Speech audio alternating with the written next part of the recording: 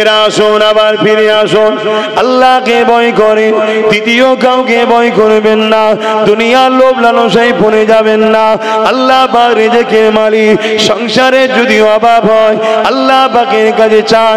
মনে রাখবেন জালিম শাসকদেরই লক্ষণ হলো একটা, মানুষগুলোকে প্রজাগুলোকে গরিব বানানো। কেন গরিব বানালে গোলাম বানানো সহজ হবে। এ যুবকেরা, তরুণীরা, বাপেরা, এ আমাদেরকে কর্ম না দিয়ে ভাতা দেবে, ভিক্ষা দেবে, এটা আজকে নতুন নয়, যুগে যুগে ছিল। এই মনে রাখবেন ইসলামের একটা আইন হলো নামাজ পড়া, যেটা ফরজে আইন। আমি বললে আপনি মাপ তা নয়, সবাইকে পড়তে হবে। ঠিক সমান ইসলামের আইন হলো মা বোনেদেরকে পর্দা করা। এই প্রতিটা মা বোনকে পর্দা করার জন্য বলে যাচ্ছি, আপনাদের ঘরও বলতে হবে। বিশেষ করে বাপ জানেদের বলে যায়, আপনি নামাজ পড়ে, রোজা রেখেছে, আপনি হজ করেছেন, যাকাত দিয়েছে, কিয়ামতের দিন আল্লাহ আপনাকে উঠাবে। নামাজের বেলায় রাইট চিহ্ন, রোজার বেলায় রাইট চিহ্ন, হজের বেলায় কামিয়াবি, সব জায়গাতে আপনি নিখুঁত ভাবে বেরিয়ে গেলেন। এবারে কি জান্নাত চলে যাবে? আল্লাহ বলবে না, যাওয়া হবে না। এবারে বলো তোমার স্ত্রী পর্দা করেছিল কিনা? ওই জায়গায় যদি আপনি বলে, আল্লাহ এটাও ওকে জিজ্ঞাসা করেন, আমার আল্লাহ বলবে না না না না, ওর অভিভাবক গার্জেন তুমি ছিলে, তুমি কেন কৈফিয়ত দেবে না? তোমার স্ত্রী পর্দা করেছিল কি বলো? যদি স্ত্রী পর্দা করে থাকে, স্ত্রী শরিয়াত চলে থাকে, এই জায়গাতেও ধরুন পাস করে গেলে, আল্লাহ এবারে যায়, আল্লাহ বলবে না না না, বলো তোমার কন্যা সন্তান পর্দা করেছিল কিনা, সে দিন অনুযায়ী ছিল কিনা, তার বিষয়ে তুমি জানাও। এ যুবকেরা, আমাদের সমাজে একটা কথা আছে, পুরুষদের থেকে নারীরা নাকি বাপকে বেশি ভালোবাসে।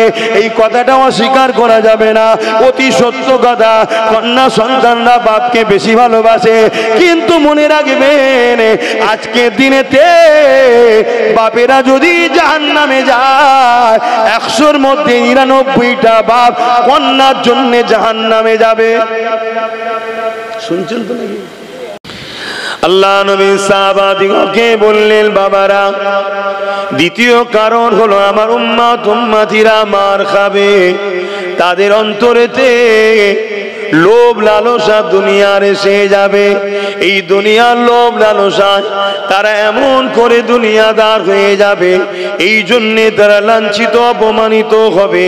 আল্লাহ নবী জানিয়ে দিলেন, যেমন একটা পাত্রে খাবার দিলে ক্ষুধার্ত পশুগুলো ওই খাবারের উপরে ঝাঁপিয়ে পড়ে, একটা সময় আসবে আমার উম্মত উম্মতিদের উপরে জালিমরা ঝাঁপিয়ে পড়বে। আমরা সোশ্যাল মিডিয়ায় দেখতে পাচ্ছি, এক দল ভিড় এসে মুসলমান গুলোকে ধারালো অস্ত্র দিয়ে টুকরো টুকরো টুকরো টুকরো করে কাটতেছে, তাদেরকে বিভিন্ন ভাবে ঝাঁপিয়ে পড়ে মেরে দিতে লেগেছে। আল্লাহ নবীর হাদিস অক্ষরে অক্ষরে মিলে যাচ্ছে। আর সত্যি আমরা আল্লাহর ভয় ছেড়ে দিয়ে দুনিয়ার জালিম শাসকদের ভয় করছি। কেউ জালিম কেন্দ্র সরকারকে ভয় করে, কেউ আবার এই সরকারকে ভয় করে। সবাই দুনিয়ার জালিমদের ভয় শুরু করেছে, কিন্তু আল্লাহকে ভয় করা বন্ধ করে দিয়েছে। দ্বিতীয় নম্বর হলো আমরা দুনিয়াদার লোভ লালসায় পড়ে গেছি।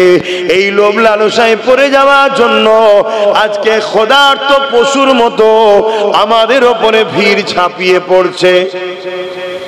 নবীর কথা মিলছে না মেলে না? একটু একই না বলেন না? তাহলে এ থেকে উপায় কি? এ থেকে পরিত্রাণটা কি? এ থেকে পরিত্রাণ ওই একটাই, যে কারণে মার খাচ্ছ কারণ ছাড়তে হবে। ভয় কাউকে করলে হবে না। ও কেন্দ্র সরকার মুদি আছে তো কি হয়েছে? মানুষ তো নাকি সারা জীবন বেঁচে থাকবে, একবার মরণ আছে না? নাই, তারও দুটো হাত, তোমারও দুটো হাত। সে নয় ক্ষমতার আসনে বসে আছে, মানুষ তো। তুমি যখন অন্যায় করো না তো ভয় করবে কেন? তাহলে ভয় একমাত্র আল্লাহকে করতে হবে। দ্বিতীয় নম্বর, লোভ লালসা ছাড়তে হবে। আর লোভ লালসার কথা বললে বাপ, আমরা মোল্লা মলি সাহেবরাই তো এখন নম্বর 1-এ চলে গেছি লোভ লালসায়। অনেকে আমার অজে আবার কষ্ট পায়, কিন্তু সবাই নয়। আব্বাস খারাপ বলে সবাই কি খারাপ? অনেক ভালো ভালো উলামারা আছে, ভালো ভালো ইমাম আছে, নামাজি মুত্তাকি অনেক আলেম রয়েছে, অস্বীকার করছি। তবে কিন্তু বাপ এই ধ্বংসের পিছনে আমাদের উলামাদেরও একটা হাত আছে, আছে না? না বাবেরা, নওজওয়ানেরা, ইসলাম কাকে বলে সেটাই তো বুঝলাম না। আল্লাহ পাক কোরআনের মধ্যে জানিয়ে দিলেন, কুনতুম খায়রা উম্মাতিন উখরিজাত লিন-নাসি তা'মুরুনা বিল মারুফ ওয়া তানহাউনা আনিল মুনকার। অন্যায় মিটিয়ে দাও, ন্যায়কে প্রতিষ্ঠিত করো, এর নাম হলো ইসলাম। এ যুবকেরা, তরুণেরা, বাবেরা, আল্লাহ নবী জানিয়ে দিলে অন্যায় দেখলে হাত দিয়ে রোখো। হাতে যদি ক্ষমতা না থাকে, অন্যায় বিরুদ্ধে তুমি মুখ দিয়ে প্রতিবাদ করো। যদি মুখে ক্ষমতা না থাকে, এ দুনিয়ার মানুষেরা অন্যায়কে ঘৃণা করে তা থেকে দূরে সরে যাও। কিন্তু বড় দুঃখের বিষয়, এই 3 নম্বরটা হলো বড় দুর্বল ইমানের পরিচয়। কিন্তু এই 3টের মধ্যে কোনোটা যদি বৈশিষ্ট্য না থাকে, আল্লাহ নবী বললেন তার মধ্যে ঈমান বলে কিছু নাই। তাহলে অন্যায় দেখলে হাত দিয়ে রোখো, হাতে যদি ক্ষমতা না থাকে মুখ দিয়ে বলো, মুখেও যদি না পারো অন্তরে ঘৃণা করো। যদি এই 3টের মধ্যে কোনো নমুনা তোমার মধ্যে আমার মধ্যে না পাওয়া যায়, রাসূল বললেন তার মধ্যে ঈমান নাই। তাহলে কেন্দ্র সরকার যে সংবিধান বিরোধী কালা কানুন করছে, এটা নাই করেছে না অন্যায় করেছে? তাহলে ইমানদারের কাজ কি হবে? হাত দিয়ে রুখতে হবে। হাতে ক্ষমতা নেই, আমরা কি শাসক নাকি? তো ক্ষমতা নেই। তাহলে 2 নম্বর, মুখ দিয়ে প্রতিবাদ করতে হবে, ঠিক না বেটি? যদি মুখেও প্রতিবাদ করার ক্ষমতা না থাকে, 3 নম্বর, অন্তর থেকে ঘৃণা করতে হবে। যদি ঘৃণা না থাকে, তাহলে এই 3টের মধ্যে কোনোটা যদি না থাকে, তার মধ্যে ঈমান, জোরে বলুন, নাই। তো যে কোনো অন্যায় তার প্রতিবাদ করার নাম ঈমান, তাই তো নাকি? তাহলে ইসলাম কি? ইসলাম কি শুধু দাড়ি টুপি নামাজ রোজার নাম? ইসলাম তো দাঁড়িয়ে আছে 2টো পাট্টির উপরে। ট্রেন দেখেছেন না, 2টো পাট্টির উপর দিয়ে যায়? তাই ইসলাম নামক গাড়িটাও 2টো পাট্টির উপর দিয়ে যাচ্ছে। একটা পাট্টি হলো অন্যায় মিটাও, দ্বিতীয় পাট্টিটার নাম হলো ন্যায় প্রতিষ্ঠিত করো। আমার রাসূল কি করেছিলেন? যত নবীরা এসেছেন 2টো কাজ করেছে। এখানে উলামারা রয়েছেন, ইমাম সাহেবরা রয়েছেন, অবশ্যই তেনারা আলেম, ভুল হলে ধরিয়ে দেবেন, কোনো অসুবিধা নেই।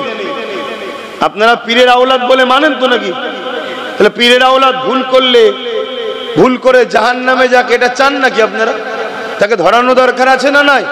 কিন্তু সেটা ধরানোর মধ্যে একটা ভালোবাসা যেন থাকে, হিংসা না হয়, রাগ না হয়। তাহলে আবার দুঃখ লাগবে যে মানুষ মাত্র ভুল হতে পারে, তুই রাগ মিটাচ্ছিস কেন? ঠিক না? এই কানে পোকা ঢুকে যাচ্ছে, নাকে পোকা ঢুকে যাচ্ছে, কি ওয়াজ হবে? এইগুলো সব বুঝতে হয়। এজন্য উচিত এই দূর থেকে হ্যালোজিন মারা। কেন? এখন তো পোকা থাকবে, আলো থাকলে তো পোকা আসবে। তাই কি ওয়াজ করবো আমি এইভাবে? হ্যাঁ, আবার একটা পোকা আছে, সে লাগার পরে আবার চুলকাবে। আবার একটা পোকা আছে, চোখে ঢুকলে হু করে জ্বলবে। কত আল্লাহর সৃষ্টি কত ধরনের। তবে আমি একটা খুশি সংবাদ এখানে দেবো, যদি ইমানদার হও সুবহানাল্লাহ খুব জোরে বলতে হবে। বলবো তো নাকি? আহা, আমার নবীর গায়ে কোনো পোকা, মশা, মাছি বসতো না। জোরে বলুন, আরো জোরে বলো। আল্লাহু আকবার, আল্লাহু আকবার। এটা হলো ইমানের নমুনা, যে আমার হুজুরের শানের কথা শুনলে আমরা খুশি হই। কেন? আমরা তিনাকে ভালোবাসি, তাই তো নাকি? হ্যাঁ, এটা ইমানের বৈশিষ্ট্যের মধ্যে একটা বৈশিষ্ট্য। তো ভাইরা আমার, কি কথা বলছিলাম? অন্যায় দেখলে হাত দিয়ে রুখতে হবে, তাই তো নাকি? গত 10 বছর ধরে আব্বাস সিদ্দিকী বলছে ওয়াকফ যাচ্ছে, বলছে না? বলেন, বলুন। আজকে আমার কথা মিলছে তো? হ্যাঁ, আমি গত 10 বছর ধরে বলছি তোদের মসজিদ তোদের থাকবে না, মসজিদে ঢুকবি AK-47 লে দাঁড়িয়ে থাকবে, ঢুকতে দেবে না। কবরস্থানে কবর দিতে পারবে না, মা বাপদের ঘরে পুড়াতে হবে। আমি আজকেও কিন্তু ওই জায়গাতেই দাঁড়িয়ে আছি, মসজিদে ঢুকতে পারবে না, কবরস্থানে কবর দিতে পারবে না। যদি যেভাবে জীবন যাপন করছে এইভাবে জীবন যাপন করো, আর যদি মনে হয় যে না পরিবর্তন হব, তাহলে তোমার মসজিদে যারা চোখ তুলছে তাদেরকে আল্লাহ অন্ধ করে দেবে, কোনো চিন্তা করো না। আর অবশ্যই তোমার মা বোন ইজ্জতের সাথে আল্লাহর হাওয়ালায় কবরস্থ করেই আমরা দেব। কথা শুনছো? কিন্তু পরিবর্তন হতে হবে। সেই পরিবর্তনের প্রথম রাস্তা হলো একটাই, দুনিয়ায় আমাদের দ্বিতীয় কেউ নেতা নয়, একটাই নেতা, মুহাম্মদুর রাসূলুল্লাহ। জোরে বলুন সুবহানাল্লাহ। উঠা বসা, চাল চলন, কথাবার্তা, লাইফ স্টাইলে, জীবনের প্রত্যেকটা মুহূর্তে, প্রত্যেকটা সেকেন্ডে মুহাম্মদ রাসূল ছাড়া দ্বিতীয় কাউকে ফলো করা যাবে না। দ্বিতীয় কারো জয়গান নয়, দ্বিতীয় কারো প্রশংসা নয়, সবকিছু মুহাম্মদ রাসূলের জন্য করতে হবে। এই ফলোটা মুহাম্মদ রাসূলকে আল্লাহ করতে বলেছে। জোরে বলুন সুবহানাল্লাহ। কেন আল্লাহ কোরআনের মধ্যে বলছেন লাকাদ কানা লাকুম ফি রাসূলিল্লাহি উসওয়াতুন হাসানা, সবথেকে উত্তম মডেল করে আমি মানুষ জাতির জন্য মুহাম্মদ রাসূলকে পাঠিয়েছি। জোরে বলুন সুবহানাল্লাহ। তাহলে মুহাম্মদ রাসূল মানুষ জাতির জন্যই মডেল। সে মুসলমান হোক, হিন্দু হোক, খ্রিস্টান হোক, আদিবাসী হোক, শিখ হোক, পাঞ্জাবি হোক, সবার তিনি রাসূল, সবার তিনি মুহাম্মদ সাল্লাল্লাহু আলাইহি ওয়াসাল্লাম প্রফেট, সবার তিনি মেসেজ দাতা, সবার জন্য তিনি এসেছে। কিন্তু তিনাকে যারা দিল ও মুখ থেকে প্রকৃত মানে তাদেরকে বলা হয় মুমিন মুসলমান। জোরে বলবেন সুবহানাল্লাহ। আর যারা মুখে মানে দিলে মানে না তাদেরকে বলা হয় মুনাফিক মুসলমান।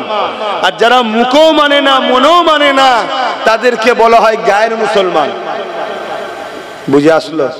তাহলে মানুষের কোয়ালিটি কথা তিনটে।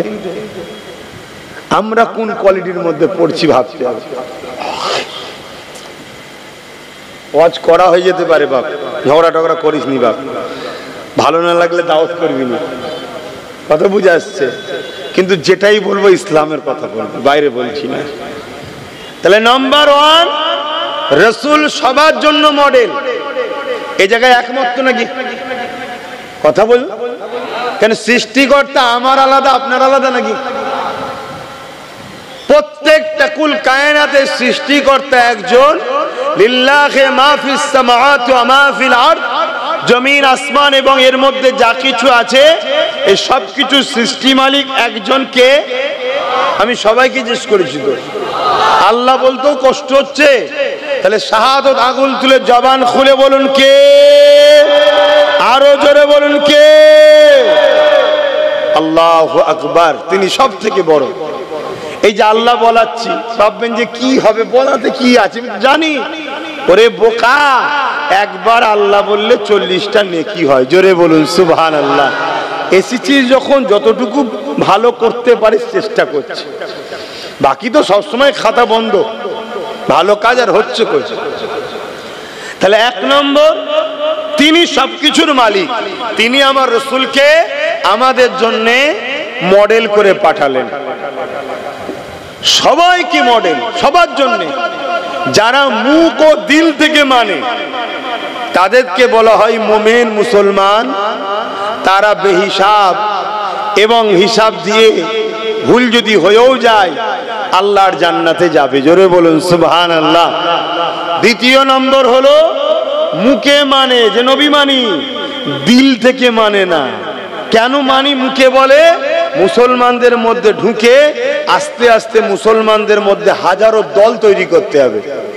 টুকরো টুকরো টুকরো টুকরো করে দাও মুসলমানকে, এক কাট্টার না হয়ে থাকে। এ গ্রুপ সে গ্রুপ, ওই গ্রুপ, এর লোক ওর লোক, সে তার লোক, হয় না? হয় না? এটা হলো মুনাফিকদের ঘরে ঢুকানো হয়। যাতে গ্রুপ তৈরি কর, একসাথে না হয়ে যায়। কেন একসাথে হয়ে গেলে 313 জনে যদি এই জোর হয়, খাজা মঈনুদ্দিন আজমিরি একা যদি এই জোর হয়, তাহলে এ বেটাগুলো যদি এক হয়ে যায় তাহলে তো রুখবো কি করে? কথা বুঝছেন তো নাকি? এর জন্য ঢুকানো হয়। তারা মুখে বলে নবী মানি, দিলে মানে না। চিনবেন কি করে?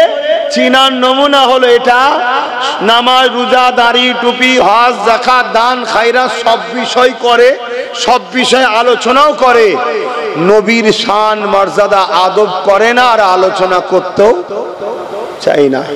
ওলি আউলিয়া যারা নবীর সঙ্গে জোরে, নবীর আশিক যারা, তাদের আলোচনা করে না আর তাদেরকে ভালোবাসতে চায়ও না।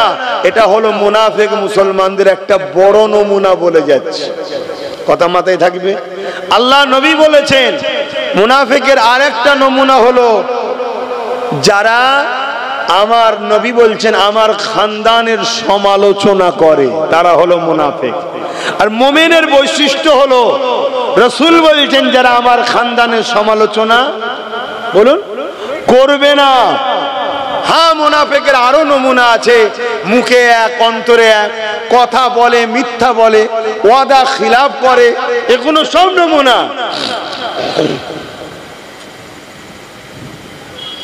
তো সেই জায়গাতে আমার সমস্যা হচ্ছে, পোকা ঢুকে পড়ছে, আর বদমাইশগুলো ঢুকার জায়গাও খুঁজে পাই, কানে ঢুকছে, নাকে ঢুকছে, মুখে ঢুকছে, কি বদমাইশ হয়ে গেছে। হ্যাঁ, পাখার জন্য ছিটকে চলে এসছে না, কি বলেন? এ বাবু শোনো শোনো, সময় কম, এক এসেছি একটু বলতে, আমি বলার জন্যই এসি। শোনো শোনো, তাহলে দ্বিতীয় নম্বর মুনাফিক মুসলমান। 3 নম্বর হলো যারা মুখেও মানে না, দিল থেকেও মানে না, তাদেরকে বলা হয় কি গায়ের মুসলমান। কথা বুঝে আসছে? কিন্তু রসুল মডেল সবার। তা আমরা মুমিন মুসলমান যদি হতে চাই, তাহলে মুখ থেকেও মানতে হবে, দিল থেকেও মানতে হবে। মানেন তো নাকি? জোরে বলুন আলহামদুলিল্লাহ। তাহলে আমাদের ঘরে সর্বক্ষেত্রে আমার রাসূলুল্লাহকে মডেল হিসাবে মানতে হবে। এ যুবকেরা, তরুণেরা, প্রেমিকেরা, অমন করে ধর্মনীতি আমার রাসূলুল্লাহকে ফলো করে করতে হবে। নবী কিভাবে নামাজ পড়েছে আমাদের পড়তে হবে, নবী কিভাবে রোজা রেখেছে আমাদের রাখতে হবে, নবী কিভাবে হজ করেছে আমাদের ওইভাবে করতে হবে, নবী যেভাবে দান খায়রাত করেছে ওইভাবে করতে হবে, নবী যেভাবে যাকাত দিতে বলেছে ওইভাবে দিতে হবে। এক কথায় ধর্মনীতিতে আমার রাসূলুল্লাহকে ফলো করতে হবে। কিন্তু আমি জানতে চাই, মুমিন মুসলমান তো সে হবে যে নবীকে সর্বক্ষেত্রে স্মরণ করবে। তাহলে ধর্মনীতিতে নবীকে নেব, সমাজনীতিতে নবীকে নেব না, নেব না? কথা বলে। কিন্তু আমরা কোথায় নিয়েছি? এবারে তো আসামি ধরা পড়বে। আমরা মসজিদে নবীকে রেখেছি, মাদ্রাসায় নবীকে রেখেছি, জলসা মাহফিলে নবীকে রেখেছি, আমাদের সমাজ নীতিতে নবীকে রাখেনি, আমাদের প্রতিবেশ নীতিতে নবীকে রাখেনি। কিন্তু আমার রাসূলুল্লাহকে সর্বক্ষেত্রে রাখতে হবে। সমাজ নীতিতে নবীকে রাখতে হবে, প্রতিবেশী নীতিতে নবীকে রাখতে হবে, সংসার নীতিতে নবীকে রাখতে হবে, অর্থনীতিতে নবীকে রাখতে হবে। এ যুবকেরা, আপনারা বুঝতে পারছেন তো নাকি? সব ক্ষেত্রে মডেল হলো রাসূল। রাসূল ছাড়া অন্য কাউকে মডেল বানানো বা ফলো করা হলো হারাম। শুনছেন? এবারে আলেম উলামাদেরকে আমরা মানি না, মানি না? কেন মানি? আলেমরা নবীর কথা বলে তাই মানি, সম্মান করি, পিয়ার করি। কিন্তু মডেল আলেম নয়, মডেল হলো রাসূল। রাসূলের কথা আলেম দেয়, নবীর কথা পীর পীরজাদা দেয়, নবীর কথা মুফতি দেয়, সম্মান করি। তাহলে যে পীর, যে পীরজাদা, যে আলেম, যে মুফতি, যে ইমাম নবী দেবে না, তাকে মানা যাবে? কথা কিছু মাথায় ঢুকছে? তাহলে ধর্মনীতিতে আমরা ফলো করব কাকে? রসুলকে। নামাজ কিভাবে পড়বো? রসুল যেভাবে পড়েছে। রোজা কিভাবে রাখবো? রসুল যেভাবে করেছে। হজ কিভাবে করবো? রসুল যেভাবে করেছে। তাই তো নাকি? ধর্ম নীতিতে রসুল, অন্য কারো কথা চলবে? সমাজনীতি থেকে বলুন, কিভাবে পাড়া প্রতিবেশীর সঙ্গে মিলবো, অমুসলিমের সঙ্গেও কিভাবে উঠা বসা করবো, প্রতিবেশী আমার, কাকে ফলো করব? জোরে বলুন। ফলো করি আমরা। তাহলে বিপদের কারণ কায়? আমরা নয়। সংসার নীতিতে স্বামী স্ত্রী কিভাবে চলতে হবে, সন্তান কিভাবে লালন পালন করতে হবে, সংসার কিভাবে করতে হবে, এখানে ফলো কাকে করতে হবে? রসুলকে, অর্থাৎ নবী কিভাবে সংসার করেছে, কিভাবে জীবন যাপন করেছে, সন্তান কিভাবে লালন পালন করেছে, ওইভাবে আমাদেরকে ফলো করতে হবে। কিন্তু আমরা সংসার জীবনে রসুলকে রেখেছি, এজন্য বেটা বাপকে সম্মান করে না। কি গো, কথা ভুল হচ্ছে? তাহলে ধ্বংসের কারণ তো আমরা নিজেরাই। চলে আসুন আরেকটু এগিয়ে যাই। রাষ্ট্রনীতি, রাষ্ট্রনীতি, রাজনীতি, এখানেও মডেল হিসাবে মানতে হবে কাকে? জোরে বলুন। আমরা মানি, আমরা মানি কাকে? রসুলের দুশ্মন, তাকে মানি। চোর, বদমাই, মৃত্যুক, চরিত্রহীন, ডাকাত, খুনি, তারা আমাদের সব নেতা। তাহলে আমাদের উপরে গজব আসবে না? আসবে না? তাহলে ভুল আমরা করেছি না করিনি? তাহলে আজকে তওবা করে পরিবর্তন হওয়া দরকার আছে না নাই? আয় পরিবর্তন হবে। আমার উদ্দেশ্য একটাই, আল্লাহ নবীর সঙ্গে আপনাদের ঘরে জুড়ে দিবার চেষ্টা করছি আমি। যদি নবী পাকের সঙ্গে জুড়ে যেতে পারেন, আরে জুলুম তো হবে, আবু জেহেল তো থাকবে, উতবা তো থাকবে, সাইবা তো থাকবে, আবু লাহাব তো থাকবে। যদি উমাইয়া না থাকে, বেলাল যে আল্লাহ রসুলকে ভালোবাসে, কতটা ভালোবাসে, এই ওয়াজ যে তোমাকে আমরা শোনাই, এই ওয়াজ তাহলে কি করে শোনাবো? দুনিয়া কি করে জানবে প্রেমিক কাকে বলে? এ যুবকেরা, তরুণীরা, বাপেরা, এই জালিম আল্লাহ পাঠায় মুমিন মুমিনাদের ইমানের পরীক্ষার জন্য। ওই জালিম আল্লাহ পাঠায় মুনাফিক দিগকে শাস্তি দিবার জন্য। এ যুবকেরা, তরুণীরা, বাপেরা, আবু জেহেল, উতবা, সাইবারা, উমাইয়া থেকে শুরু করে হযরতে বেলাল হুজুরের উপরে কত জুলুম অত্যাচার করেছিল। হযরতে বেলাল হুজুরকে এমন করে পায়ে দড়ি বেঁধে, কোমরে দড়ি বেঁধে মক্কার বাজারে নিয়ে এসে সবার সামনে জুলুম শুরু করে দিল। এলাকায় মানুষ ভিড় করে ফেললো। সবাই জিজ্ঞাসা করতে লেগেছে, কেন বেলালকে মারতে লেগেছো? বেলাল কি খুন করেছে? না, খুন করেনি। বেলাল কি চুরি করেছে? না, চুরি করেনি। বেলাল কি মারপিট করেছে? না, মারপিট করেনি। তাহলে কেন মারো? সবাই জিজ্ঞাসা করে।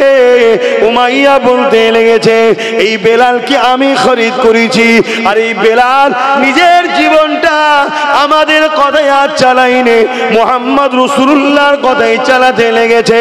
এই মুহাম্মদ রাসূলের দিকে চলে গেছে, এই জন্যই মারতে লেগেছি। ওই সময় সবাই মিলে মারতে লেগেছে। কিন্তু হযরতে বেলাল এত মার খাবার পরও জবান দিয়ে একটাই কথা বলেছে, এ আমার উমাইয়া, শুনে রেখে দাও, তোমরা আমাকে যত মারো না কেন, এমনকি যদি মারতে মারতে মেরে ফেলো, আমি আল্লাহ ও নবী ছাড়া অন্য কাউকে মানব না। আর আজকে আমাদের ঈমান কোথায় বলো? আমাদের ঈমান কোথায়? 1000টা টাকার জন্য নিজের পর্দার মেয়েকে বাইরে বার করে দিচ্ছি, লাইন দিতে যা, ভাড়া লিয়ায়, এবার ভাতা লিয়ায়, নাউজুবিল্লাহ, ভাতা লিয়ায়। পাঠাচ্ছে না? পাঠায়নি। মুসলমানের ঘরে, বেটিদের ঘরে বাইরে বার করেছি না করিনি? আরে ইসলামের দুশ্মন তো চাইবে মুসলমানের পর্দাকে তুলে দাও। পর্দা যদি মুসলিম বেটিরা করে, আল্লাহর সাহায্য মুসলিম বেটিরা পাবে। এদেরকে কেউ চরিত্র হরণ করে নষ্ট করতে পারবে না। শুনছেন তো নাকি? হযরতে ইসমাইল আলাইহিস সালামের আম্মাজান, হযরতে আম্মাজান হাজেরা ছোট্টবেলা থেকে নিজেকে গোপন করেছিলেন। বাপ ছাড়া তখনও বেগানা পুরুষ তাকে দেখেনি। যখন জালিম বাদশা তিনাকে পার্সোনাল কামরায় নিয়ে গিয়ে জোর করে তিনার ইজ্জত লুণ্ঠন করতে গিয়েছিল, শুনেছেন তো, জালিমকে আল্লাহ জমিনের মধ্যে মার্বেলের ঘরেতে পাকা সানেতে পুঁতে দিয়েছিল, তিনবার হয়েছে। লাস্টে আম্মা হাজেরার কাছে ক্ষমা চেয়েছে। জানেন না? জানেন না কেন? আম্মা হাজেরার বেলায় হলো, তোমার ঘরের মেয়ের বেলায় হচ্ছে না কেন? আমার আল্লাহ কি তাহলে আম্মা হাজেরাকে ভালোবাসে, তোমার ঘরের বেটিকে ভালোবাসে না? না, আমার আল্লাহ তখন শক্তিশালী ছিল, এখন দুর্বল হয়ে গেছে। নাউজুবিল্লাহ মিন জালিক। আল্লাহ ক্ষমা চাইছি, বুঝাবার জন্য বললাম। লা হাওলা ওয়ালা কুওয়াতা ইল্লা বিল্লাহ, আল্লাহু সাইয়্যুন কাদির। তিনি কখনো দুর্বল হননি, দুর্বল তিনাকে স্পষ্ট করতে কখনোই পারেন না। জোরে বলুন সুবহানাল্লাহ। কিন্তু আজ আমাদের মা বেটিদের ঘরে বড় প্ল্যানে মেলা দেওয়া হচ্ছে, মুসলিম এলাকায় যাত্রা দেওয়া হচ্ছে, মুসলিম এলাকায় মেলা দেওয়া হচ্ছে, পার্টি থেকে করা হচ্ছে। কেন? যাতে করে মুসলিম মেয়েরা বোরখা পরে হলেও যেন আসে, বোরখা পরে হলেও যেন আসে। এক তো বেপর্দা হয়ে গেলে বেপর্দার শাস্তি পেতিস এবং পাপ জায়গায় যাওয়ার শাস্তি পেতিস, কিন্তু বোরখাকে খারাপ জায়গায় নিয়ে যাওয়ার জন্য, ইসলামকে হারাম জায়গায় জড়ানোর জন্য ওই নারীর ঈমানটাই চলে যাচ্ছে। তাহলে কিভাবে আমাদেরকে বেঈমান বানাচ্ছে বুঝতে পারছেন? কারা বানাচ্ছে? আলেম উলামারা। এক কথা বলছেন না তো? সমাজে যাদেরকে আমরা তুষামতি করে মাথায় তুলি, তারাই তো আমাদেরকে বেঈমান বানাচ্ছে। আমাদের চাকরি দেয় না তারা, আমাদের রুজি রুটি তারা দেয় না, আমাদের খোঁজ খবর রাখে না, আমরা কিছু বিপদে পড়লে সাথ দেয় না।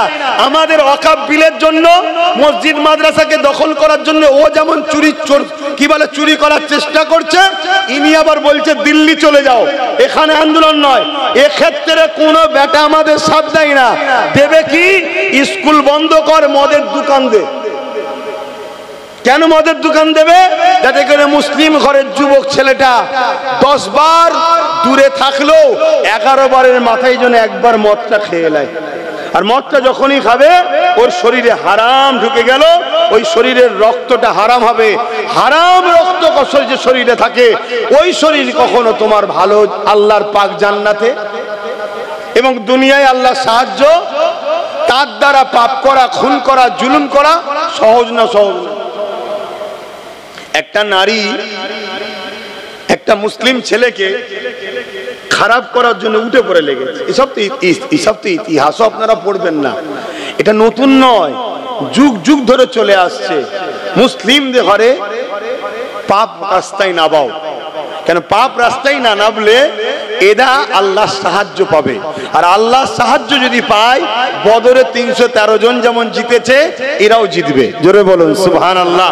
আল্লাহর সাহায্য পেয়েছিল হযরতে সালাউদ্দিন আইবি, মোহাম্মদ বিন কাসেম, তারা আল্লাহর সাহায্যে অল্প সংখ্যা নিয়ে বারবার বিজয় লাভ করেছে। জোরে বলুন সুবহানাল্লাহ।